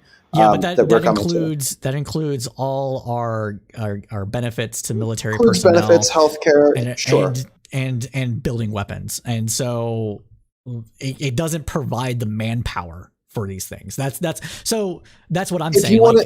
It's a manpower situation more so than a resource situation. And so I think that this might actually encourage Europeans to attract more people to join the military. We might give them more weapons and things like that. But like I said, it's dicey. I don't think it's that dicey. Okay. You're right that the whatever is it 750 billion? Is it a little higher than that? Yeah, it's exactly about a year. It's something around there. Yeah, so close. 750 billion. Let's call it that. If you want to say that some of that is healthcare, you're right. Some of that is healthcare. I'd also point out that some of that amount of healthcare is compounded in the cost of it because of issues that have to do with the fact that people went to war. Sure. There's a huge amount of cost to us that no one else worldwide pays. India certainly doesn't pay that. India is literally 3 times our size in terms of the number of people that they have. And I'm not just saying that they don't pay that in terms of the amount of money that they spend. They don't pay that even in terms of the percentage of their spending that they spend. GDP, gotcha. Yeah, their GDP that they're spending. So or not even GDP, but of government spending as well as in terms of GDP spending. But either way, it's just it's such a huge number that we're spending and no one else spends it. And Ukraine is simply not our issue. It just seems very weird that it constantly falls on our shoulders, taxpayers of the United States, to fix all of these problems worldwide. And there's like sort of multiple layers of why that's a problem. One is the layer that I've just sort of pointed out about that it's always us and exclusively us. The second is that we are terrible at it and have an awful track record of it, right? If you look at Vietnam, did not go well. If you look at Korea, did not go well. If you look at you go through, no, Korea did not go well. Not even remotely. Why you say that?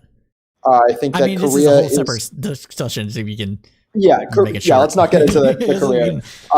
The short answer is that I don't think that Korea is in a position that is better off than even Vietnam. If you're thinking about like writ large Korea today, comparative to writ large Vietnam, I think I'd rather be writ large, like the average person in Vietnam, where we ceded and left, comparative to the average person of Korea, when you include both North and South, because I think that when we created the South as the way that South exists today, that forced the North to act in certain ways that ultimately had very negative consequences for the people of North. But that's a whole other conversation. We could talk about that later. Honestly, that'd be a fun conversation. That'd be a fun conversation. But the point is that we have a terrible track record, and I don't want to keep spending our money. It's just like such a crazy amount of money.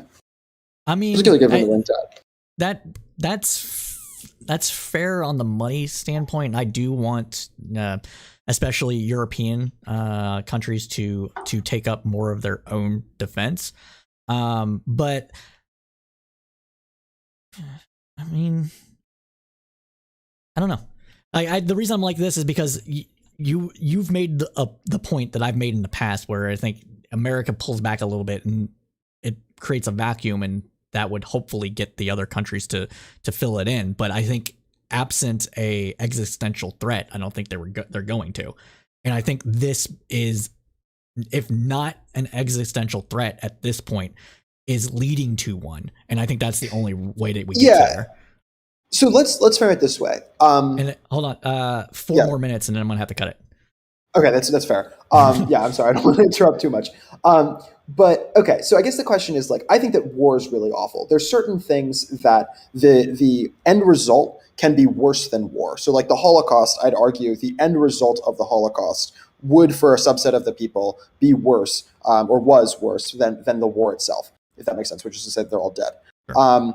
I don't think that the result of most wars is generally worse than the war itself, almost regardless of who wins. So I would say that the example of Syria, or the example, like, I don't think, or even Afghanistan, I don't think that even the Taliban controlling Afghanistan as they do today, I don't think that is like a worse outcome than the 20 years of constant war, constant fighting that dominated people's lives leading up to that point.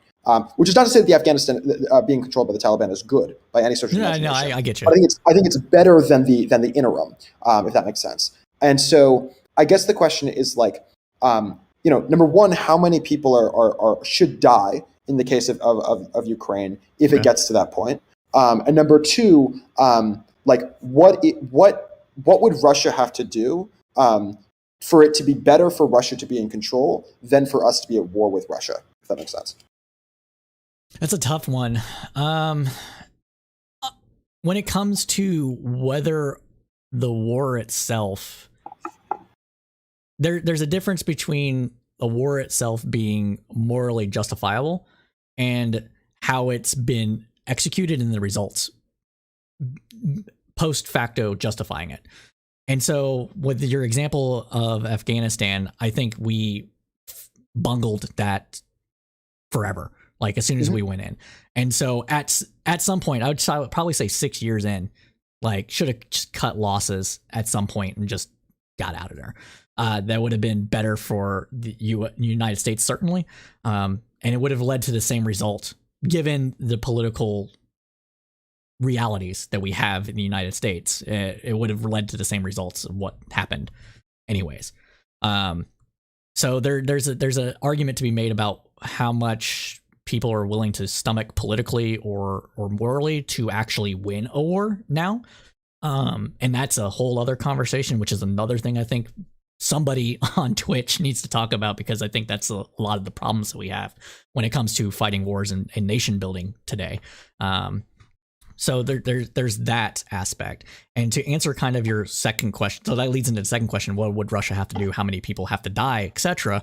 I think Russia invading right now justifies us bolstering to some to some capacity. I would even personally, I would support, and I've said this to people, so I don't care if anybody's going to cancel me this, but quote unquote black ops or ghost ops in Ukraine to take out command and control positions that Russia has set up. For people that might not know what ghost operations are, it's essentially it's a euphemism, idiom, whatever the fuck you want to call it, for basically saying, oh, you're a Ukrainian soldier that is going to go fight inside Ukraine, but you're actually an American soldier. You speak perfect Ukrainian. You get found. You're just a Ukrainian. Here's your credentials, and you fucking die. Like, that's it. And so I think that is actually where we're kind of at right now to what would be morally justifiable doing. But honestly, I don't know. I don't know how many people quote unquote have to die to do this, but yeah, because it's to be honest with you, it has to be bloody because that's the only thing Putin's gonna pull back on. If there's not enough pressure coming from his own political base to pull out, then he's not going to. And the only thing that's been proven in the last 15 years or so that actually builds up that political pressure is reports of Russian soldiers dying in any of the conflicts they've been involved in. All right. I have more to say, but I feel like that's a good place to stop. So let's stop it there. Yeah. All right. All right. So definitely come back again, man. All right. Yeah, for sure. Absolutely. Have a good one. You too. Bye. All right. Continuing back over here, guys. Well, that was fun. Quibbles over coffee. I'm going to give you a shout out. Oh, you're not on Twitch.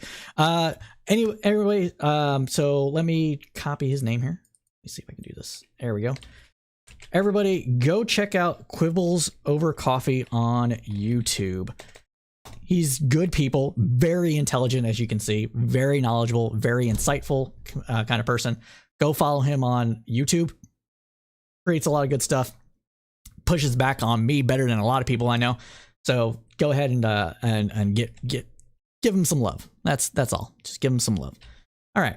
So continuing on with the news. So we are 20 minutes before we usually end. So we're going to go over a little bit today, probably about 10 minutes, 15 minutes or so, because we do have a lot of stuff to report on still. So let's go ahead and get it started with some updates from the Supreme Court.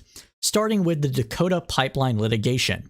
So in a report from The Guardian, indigenous tribes and environmentalists campaigning to permanently shut down the Dakota Access Pipeline, or DAPL, scored a major victory this week. The Supreme Court of the United States rejected a case by the Dakota Access oil pipeline operator to avoid a legally mandated environmental review. Energy Transfer, the pipeline's operator, had sought to overturn a legal victory won by the Standing Rock Sioux tribe in 2020 that struck down a key federal permit that violated the National Environmental Policy Act, or NEPA. As a result, the lower court's decision remains intact, and the Army Corps must complete a review of the pipeline's route underneath Lake Ojai, which straddles the border of North Dakota and South Dakota. Indigenous communities rely on the lake, which they considered sacred, for drinking water and food. The ruling is a huge victory for North Dakota tribes, including the Standing Rock Sioux tribe. The tribe has rallied support from across the world and sued the U.S. government in a campaign to stop the environmentally risky pipeline being built on the tribal land.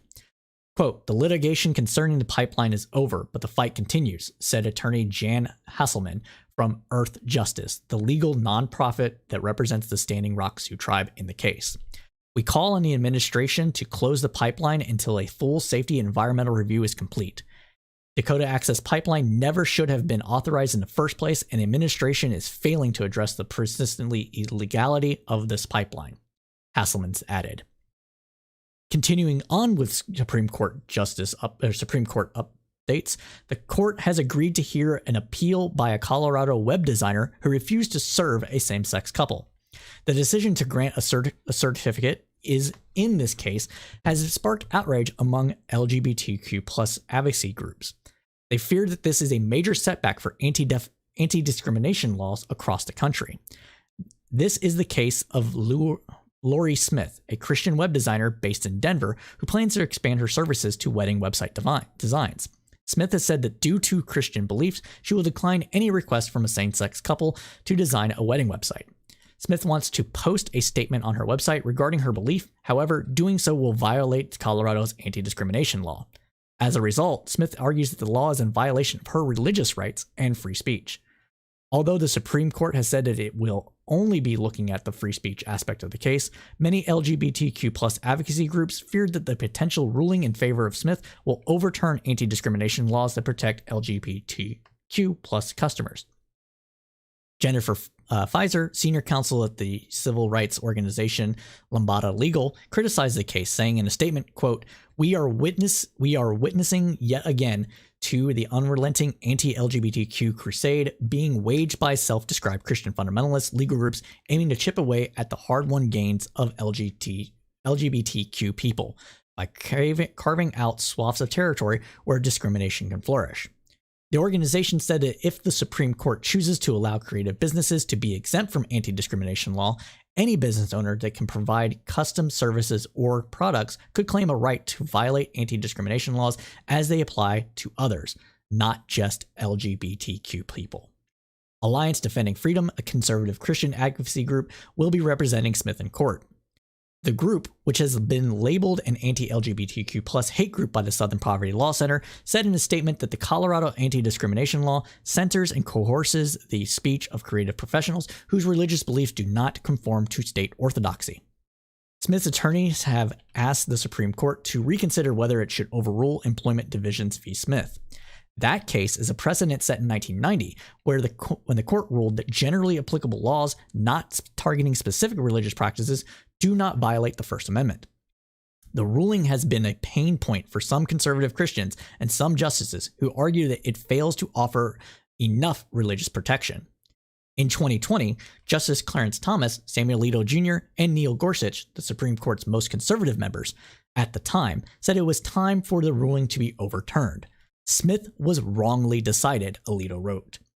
As long as it remains on the books, it threatens fundamental freedom, and while precedent should not lightly be cast aside, the court's error in Smith should now be corrected. The court is expected to hear the case this fall. Now, here's the thing, okay?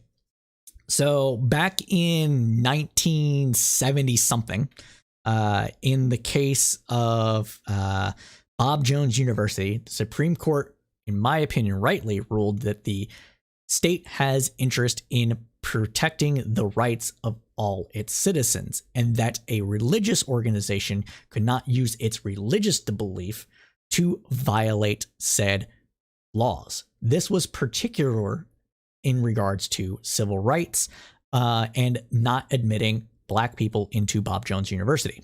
The university was basically established to circumvent the civil rights laws that passed and integrated schools, and it was set up as a way for people to basically be away from Black people in a quote-unquote higher ed sense. And the court ruled that the interest of the state should err on anti-discrimination in general in these regards. The 1990s law states that, as previously stated, if it doesn't specifically target a religious group or organization, then it's fine. But the precedent for this goes back even further than 1990. Now, another thing that should be mentioned is that public accommodation laws in some states are a bit bigger than others, Colorado being one of them. To me, the actual intersect that could both respect the rights of a religious person and the rights of everybody to be publicly accommodated is for the religious person to go into quote unquote private business. And what that means is that they go to a referral only business model. That way you're not offering your services to the public. It's on a referral only basis, and you get around the whole thing about not being able to serve people. And then in that, you can carve out a specific section of saying that if this is the only accommodation that can be provided within a locality, then you can't do that at all. I think that actually threads the needle a bit in this and gets you where you need to be. And the reason I say that is because most businesses will not go in this route, because going to referral only would mean that you have less opportunity to do business with people. And if it's that important to you to maintain your religious beliefs, then you would be willing, or should be willing, to make that accommodation and on principle say that you're willing to take basically less money by offering your services to less people. So I think that's where we can thread that needle. Okay. Continuing on. So we also have the fact that the stay in Mexico policy will actually make it to the court. Now, for those that may not be aware, the Supreme Court basically stayed Biden's executive order getting rid of remain in Mexico because Biden didn't do it well enough. It's bullshit. The court went conservative. They don't like illegal immigration. They liked the people on the Supreme Court that make up the majority, basically like how that policy acted. And so they stayed the order for further review. So let's talk about it though. So this past Friday, the court agreed to decide whether the Biden administration can end a Trump-era immigration program that forces asylum seekers arriving at the southern border to await approval in Mexico. The court put the case on a fast track, scheduling arguments for April.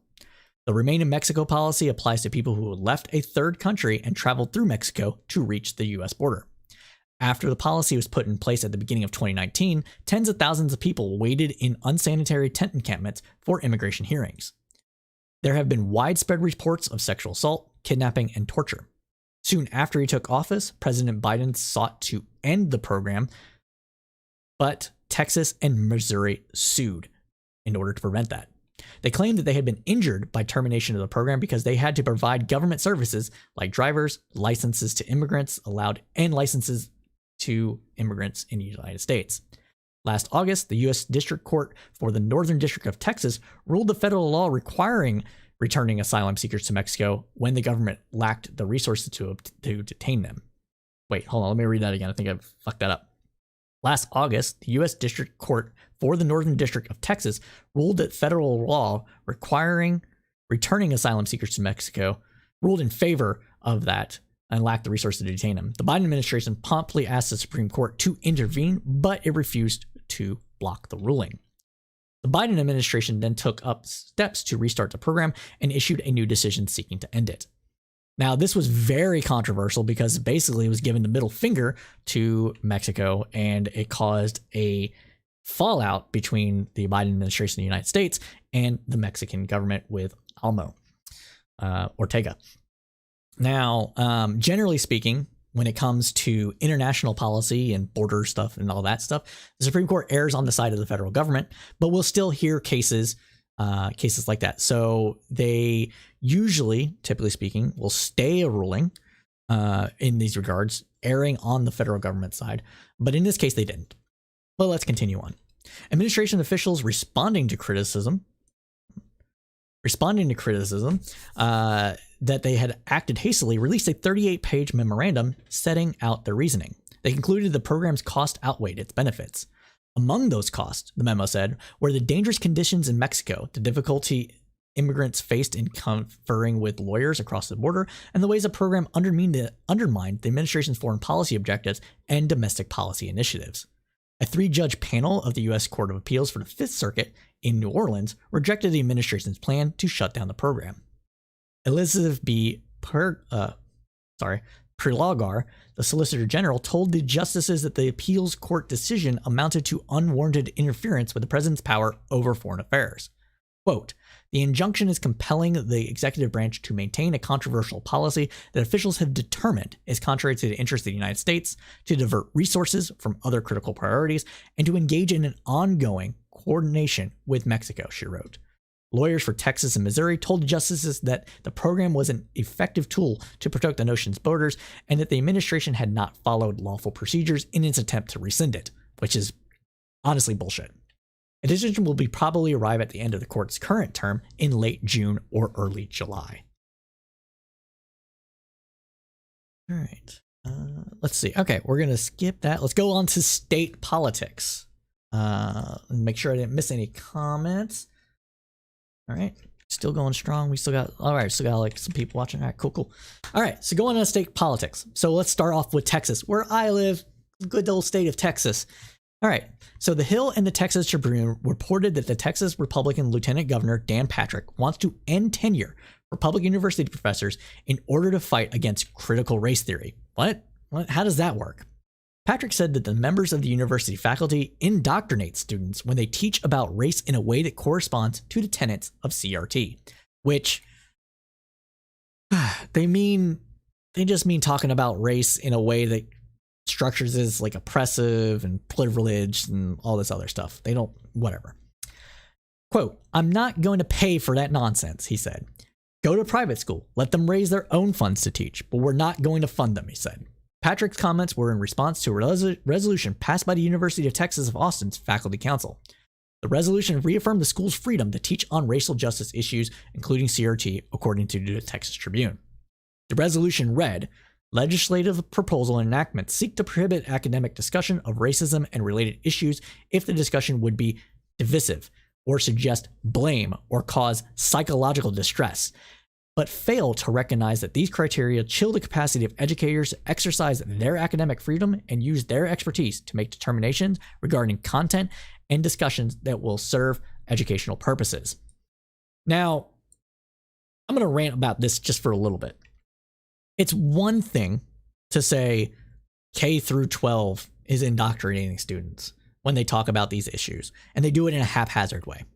It's another thing to say an 18, 19, 20-year-old can't think for themselves, right? And they can't think for themselves, and they're just the mere exposure of like CRT, notions of privilege, notions of oppression, notions of like the history of the United States causing systemic racism, and systemic racism itself will somehow magically turn everybody into a raging communist. Really tells on themselves. Two things with that. One, they're saying that people between the ages of 18 and 21 are really stupid and can't think for themselves. We know that, okay, everybody's like, oh, I was so stupid when I was younger, right? But it doesn't mean they couldn't think for themselves. They just didn't know the world. That's what they mean by that, right? So they're calling them stupid, and they're calling them gullible, and they're calling them all this, that, and the other thing, right? This, that, and the third, and fuck off, whatever. And then, two, they're also saying that this type of things are contrary to their goals and efforts of what they want the United States to be. And so this is really a political argument. This is not necessarily even it's a cultural argument as well, but it's a political argument. And they're worried that if these things are talked about, they're going to lose support. And that's what it really boils down to.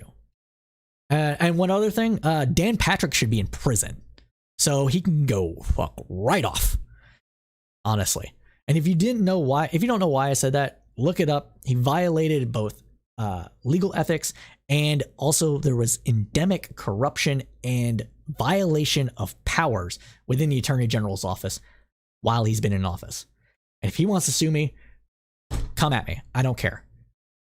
All right, continuing on.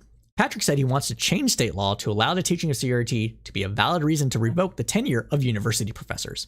He additionally proposed that Texas change the tenure review period to an annual basis rather than every 6 years.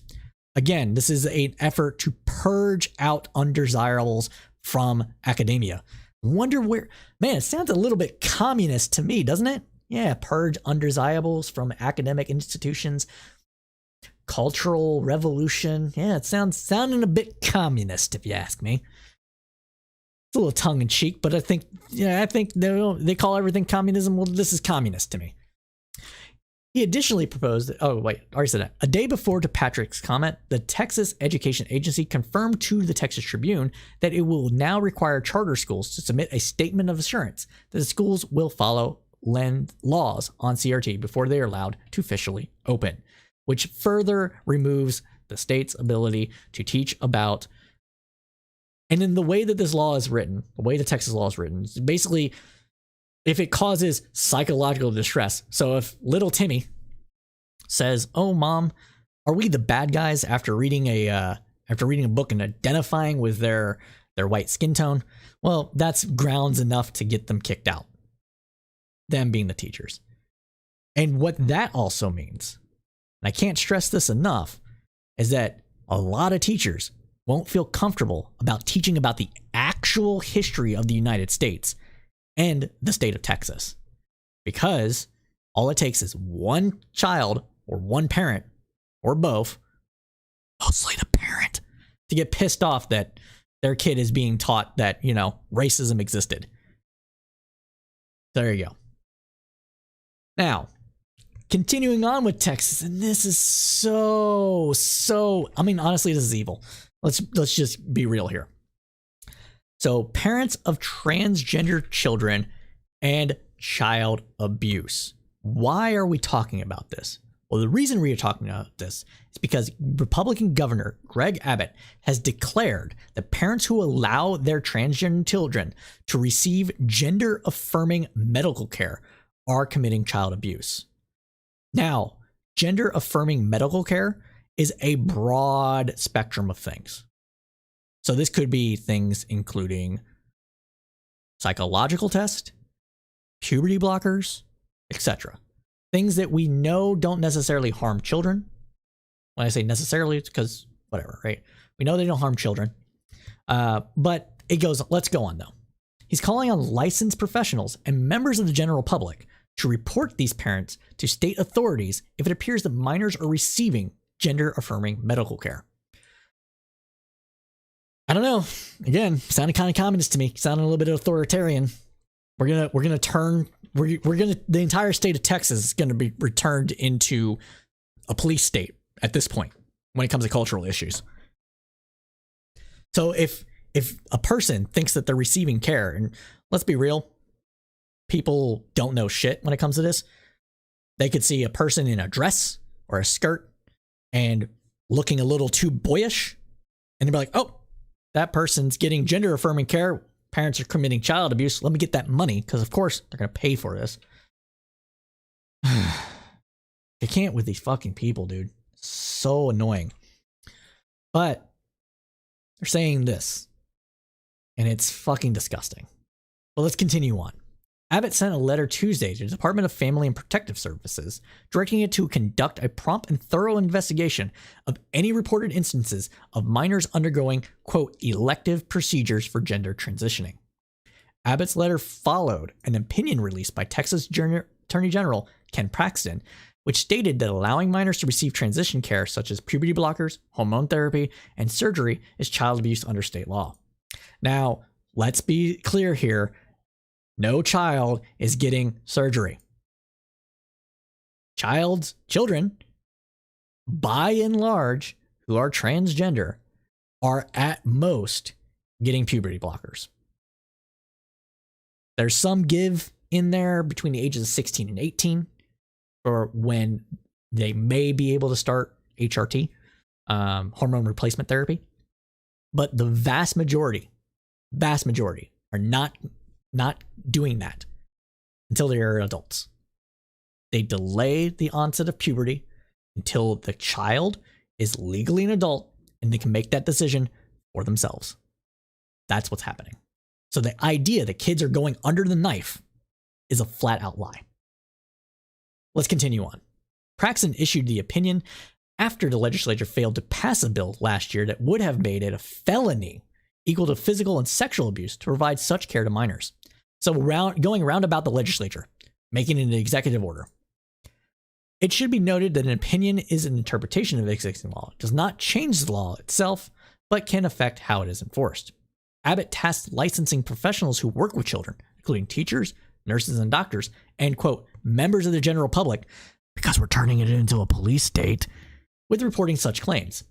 He added that state law provides criminal penalties for failure to report such child abuse. Do it or go to jail. Advocates say Paxton's opinion and Abbott's letter are politically motivated. It is. It is vastly politically motivated and culturally motivated. And as the great Andrew Breitbart said, Politics is downstream from culture. Probably the one true thing he fucking said. Legend. Absolute legend shitbag. Continuing, though. The note that they were released just ahead of the March 1st Republican primary and that both men face a crowded field of contenders in their re-election bid, which is true. Neither one of them are likely to lose, but this is shoring up that base. Artie Perez, policy and advocacy strategist for LGBTQ equality at the American Civil Liberties Union of Texas, said Paxton is trying to distract from the problems plaguing his campaign. He's awaiting trial for a 2015 indictment on charges of securities fraud, and he's under investigation by the FBI over allegations of bribery and abuse of office. He is a corrupt sack of shit. There's no court in Texas or the entire country that has ever found that gender-affirming care can constitute child abuse, Perez has said.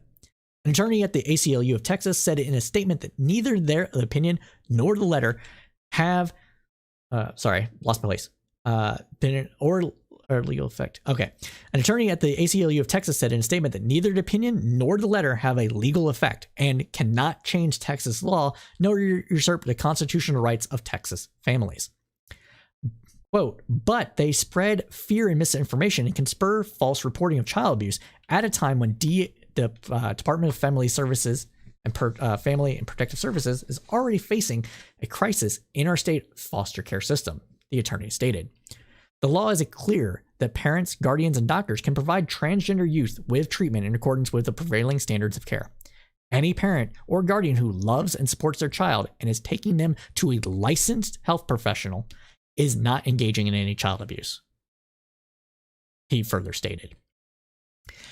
It's unclear whether Abbott and Paxton can force the Department of Family and Protective Services and other state agencies to investigate claims of child abuse against the parents of trans kids without passing legislation that changes the law. At least one county level official has said that he will not enforce Abbott's directive. Christian Menfee, the elected attorney who represents the Department of Family and Protective Services in civil child abuse cases in Harris County, said in a statement that Paxton and Abbott are, quote, ignoring medical professionals and intentionally misrepresenting the law to the detriment of transgender children and their families. My office will not participate in these bad faith political games, he said.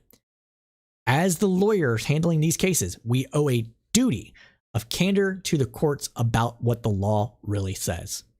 We'll continue to follow the laws on the books, not General Paxton's politically motivated and legally incorrect opinion.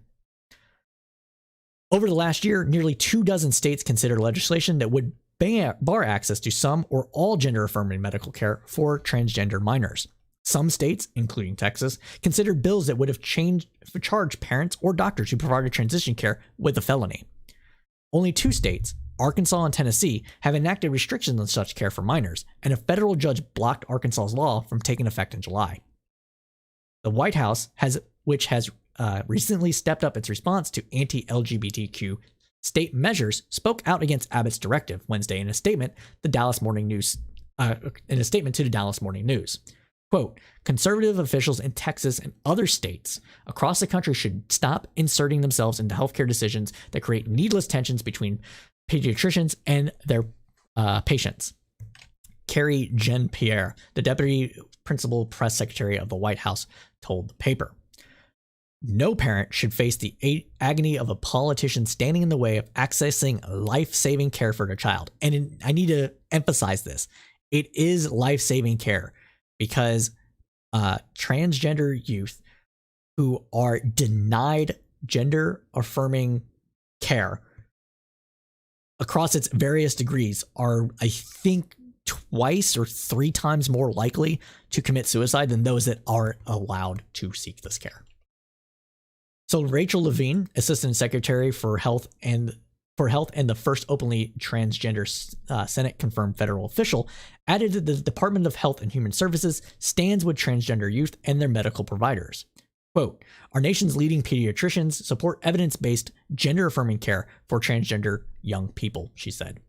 Supporters of restrictions or on gender-affirming care argue that minors cannot consent to care that includes permanent changes to their body.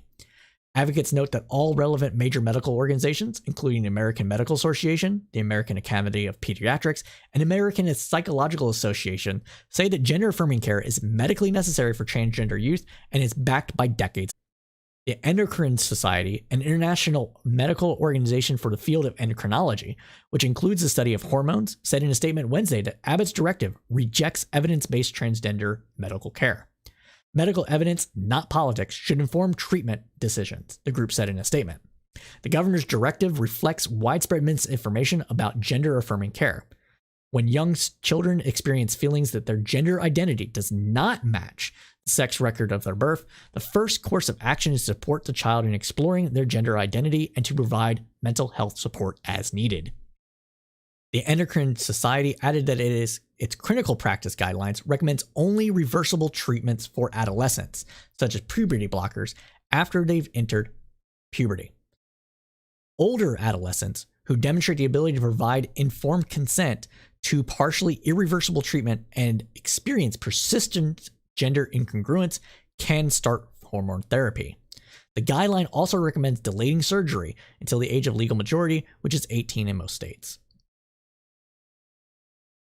So yeah, Texas. Well, what state can updo Texas in the fuckery games when it comes to cultural laws and bullshit? Well, that state is of course Florida. Yeah. So we're gonna talk about Florida, and everybody is gearing up for 2024, and DeSantis is no exception. So let's talk about Florida's two laws coming out of Florida that are against cultural liberalism, cultural wokeism, whatever you want to call it. But let's talk about it. So we have the first law, which is Florida's Stop Woke legislation. Legislation supported by Governor Ron DeSantis as the Stop the Wrongs to Our Kids and Employees Act, or Stop Woke, because everything's got to be an acronym, would bar classroom discussion that could make students feel responsible for historic wrongs because of their race, color, sex, or national origin. Again, these are being broadly defined as any discomfort a child may feel during the child or parent, and let's be real, it's mostly the parents, feel about talking about these things. There is a difference between these overly broad laws and saying, hey, you can't do, I don't know, diversity training that segregates kids based on the color of their skin, and saying you can't do any of this stuff. You can't talk about systemic racism at all. And that's where these laws are going. They're going to the latter. So let's continue on, though. Critics argued this legislation could censor lessons on historic atrocities from slavery to the Holocaust. The, quote, individual freedom bill also applies to workplace diversity training sessions, which could be considered an unlawful employment practice subject to a lawsuit or civil rights violation. Catherine M. Oakley, state legislative director and senior counsel at the Human Rights Campaign, says that the individual freedom bill is a thinly veiled political attempt to attack marginalized communities. Let's be clear. The negative consequences of this bill will ripple across Florida. It will hurt the LGBTQ+ community, people of color, and women. Every historically marginalized population will be impacted by this legislation. Democratic legislatures argued that the legislation, which is set to clear the Florida Senate and be signed into law by the governor, amounts to unconstitutional restrictions on free speech and an attempt to rewrite historical narratives. Florida Democratic Representative Fences Driscoll said, quote, "You don't get the same liberty if you are LGBTQ youth in our schools, and you don't get the same liberty if you are a member of an oppressed community of color. I am tired of being gaslit. This bill doesn't manifest out of thin air. It's in the context of a concerted effort to suppress stories of communities of color and to not teach our history, which is also everyone's history. Florida's legislation joins a nationwide effort to put, quote, parental rights at the forefront of GOP campaigns in 2022. Now, there are reasons to be against diversity training as it currently exists. A lot of it is not great, especially anything by Robin DiAngelo. I will bite that bullet. Robin DiAngelo does not know how to train people. When people say, you're just trying to like be one of the good ones, quote unquote, or you hate yourself, they're kind of talking about people like Robin DiAngelo.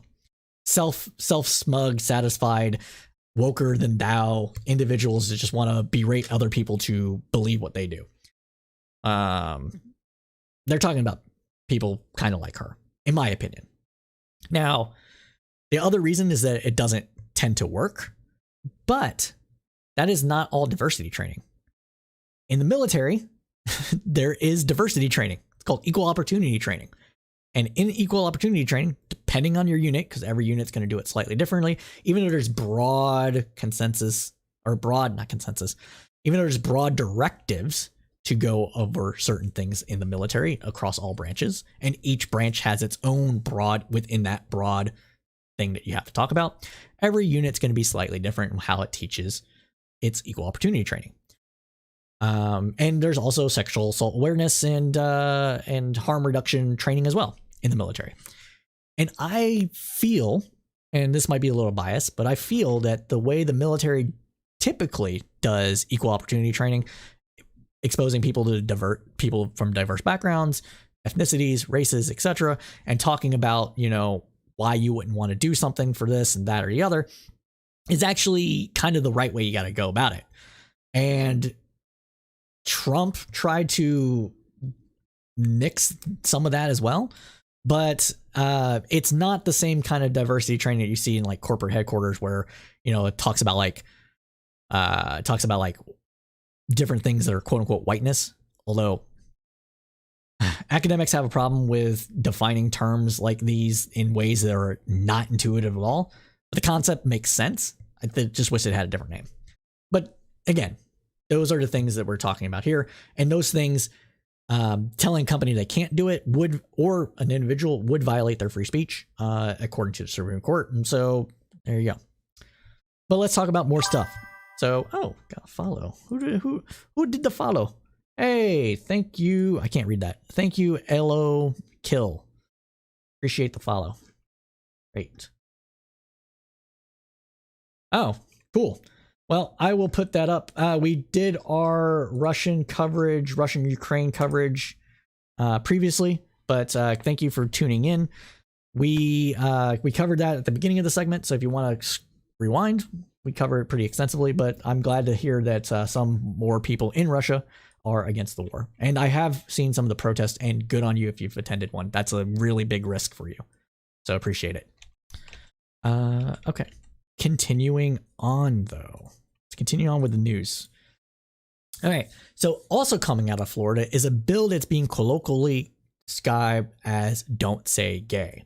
So NPR reports that the Don't Say Gay legislation in Florida that would restrict how teachers can discuss sexuality and gender in the classroom is the latest effort by Republican lawmakers to remove the teaching of LGBTQ issues from schools. Supporters say the measures empower parents who deserve to have a say in what their children learn, but critics, who've dubbed the proposal Don't Say Gay bill, argue that it will strip protections from LGBTQ kids and have a chilling effect on educators. Under the House bill, a Florida school district may not encourage classroom discussion about sexual orientation or gender identity in primary grade levels or in any manner that is not age appropriate or developmentally appropriate for students. The bill doesn't specify how, quote, age appropriate or, quote, developmentally appropriate would be defined. The bill would also give parents the ability to sue schools if they believe the school violated any provisions of the law. Again, they are trying to make this as vague as possible in order to open up for lawsuits so that parents can just enforce their will on everybody else. These are, again, further efforts to potentially get liberals to be against state-funded schools as well, and to get on that sweet voucher money that will benefit Republicans more than it will benefit liberals. I think that's what this is boiling down to here myself, but there's cultural implications there too, so it might not be the only reason, but it's one of the things that is possible to come out of these legislations. So Republican Governor Ron DeSantis has signaled his support for the measure. Quote, "We've seen instances of students being told by different folks in school, oh, don't worry, don't pick your gender yet, do all this other stuff. They won't tell the parents about their discussions that are happening. This is entirely inappropriate," DeSantis has said. The larger issue with all this is that parents must have a seat at the table when it comes to what's going on in their schools. Now, here's another thing with this, right? Parents already have a seat at the table what goes on in the schools. The vast majority of schools districts put their curriculum online, and every teacher has to follow the curriculum more or less. Like, the curriculum is kind of broad, right?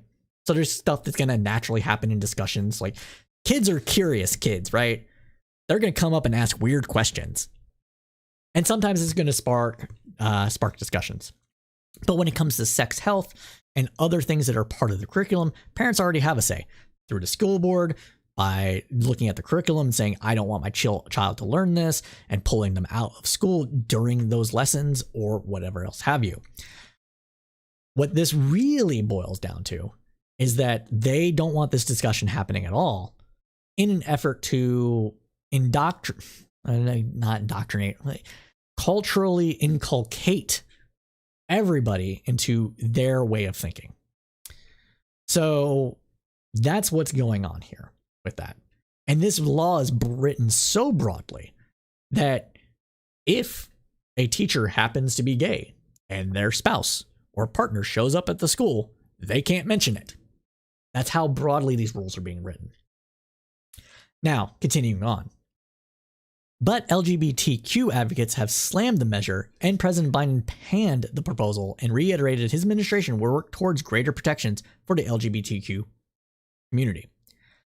I want every member of the LGBTQ plus community, especially kids who will be impacted by this hateful bill, to know that you are loved and accepted just the way you are, Biden tweeted on Thursday. I have your back, and my administration will continue to fight for the protections and safety you deserve. An amendment that would have required teachers to out LGBTQI kids to their parents was withdrawn early this week. But the legislation passed in Florida House of Representatives today. So, crap, it's already 9:20. I'm going to have to cut it because I spent way too long on Russia and Ukraine. And I have to walk my dog. So we're already over time. So over time here. So yes, let me go ahead and, wrap this up. Everybody, sorry, Nikki, couldn't get through the whole copy today. But it is what it is. So let's go ahead and end with how we like to always end the news program. And that is a little segment we like to call News of the Weird. And in this segment, it's just weird, interesting, funny, inspiring news segments that we see across the world and the United States. So our first story for News of the Weird comes in from a crossing guard saving a child. Let's watch that. And I bet there's going to be an ad. Oh. This hero crossing guard saved a student and was hit by a car. The whole event was captured on video. Corporal Annette Goodyear was wearing bright orange and holding up her hand to stop oncoming traffic at a crosswalk near Northeast Middle School in Maryland. She motioned for the student to cross, and an oncoming car did not. Goodyear quickly moved the student out of harm's way, taking the hit herself. The event is shocking to watch, and Goodyear told Fox 5 DC, she's a hero. It didn't seem real. If she's got a GoFundMe, GoFundMe, I'm going to She also said, I just want to make sure all these children are safe, and it didn't matter if I was struck or not. Thankfully, Goodyear is recovering and is rightfully being hailed a hero. Yes, 100% hero. Good for that crossing guard. I'm glad that child is safe. Good job. But I thought that was interesting to share with y'all. And we have another news segment of the weird coming from you, which is thousands of dead fish washing up on a Chilean beach. So let's do this. All right. So for this one, last week, we brought you a story of hundreds of birds falling from the sky. And this week is fish washing up on a Chilean beach. Let's watch. So thousands of dead sardines and anchovies have washed up on the beach.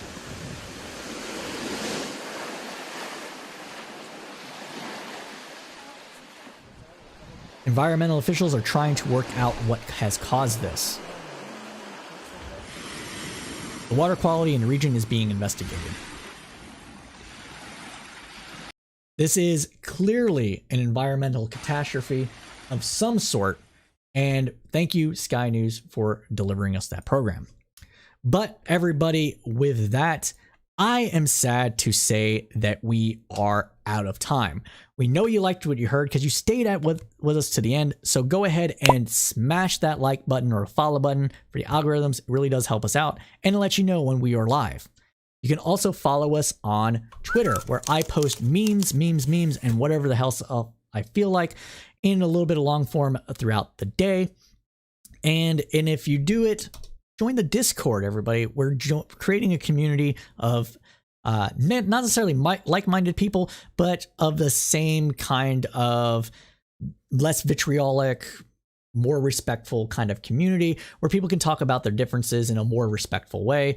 But that doesn't mean that it doesn't get a little spicy every once in a while. It just means that we try to withhold personal attacks from happening against people when we're discussing contemptuous or not contemptuous, divisive issues. But stick around just for a hot minute while we look for someone to raid. All right. So raiding, we're going to be raiding a person. Let's see who's showing up on my thing here. Let's raid. We're going to raid. Hold on. I'm having trouble reading this. We're going to raid Critical Canadian. He's a friend of the show. So we're going to go ahead and raid him. All right. And then that should raid. All right, cool. Starting the raid. All right. But everybody, as we say at Crowdsourced Politics, when we end the show, keep your head up through the political storm.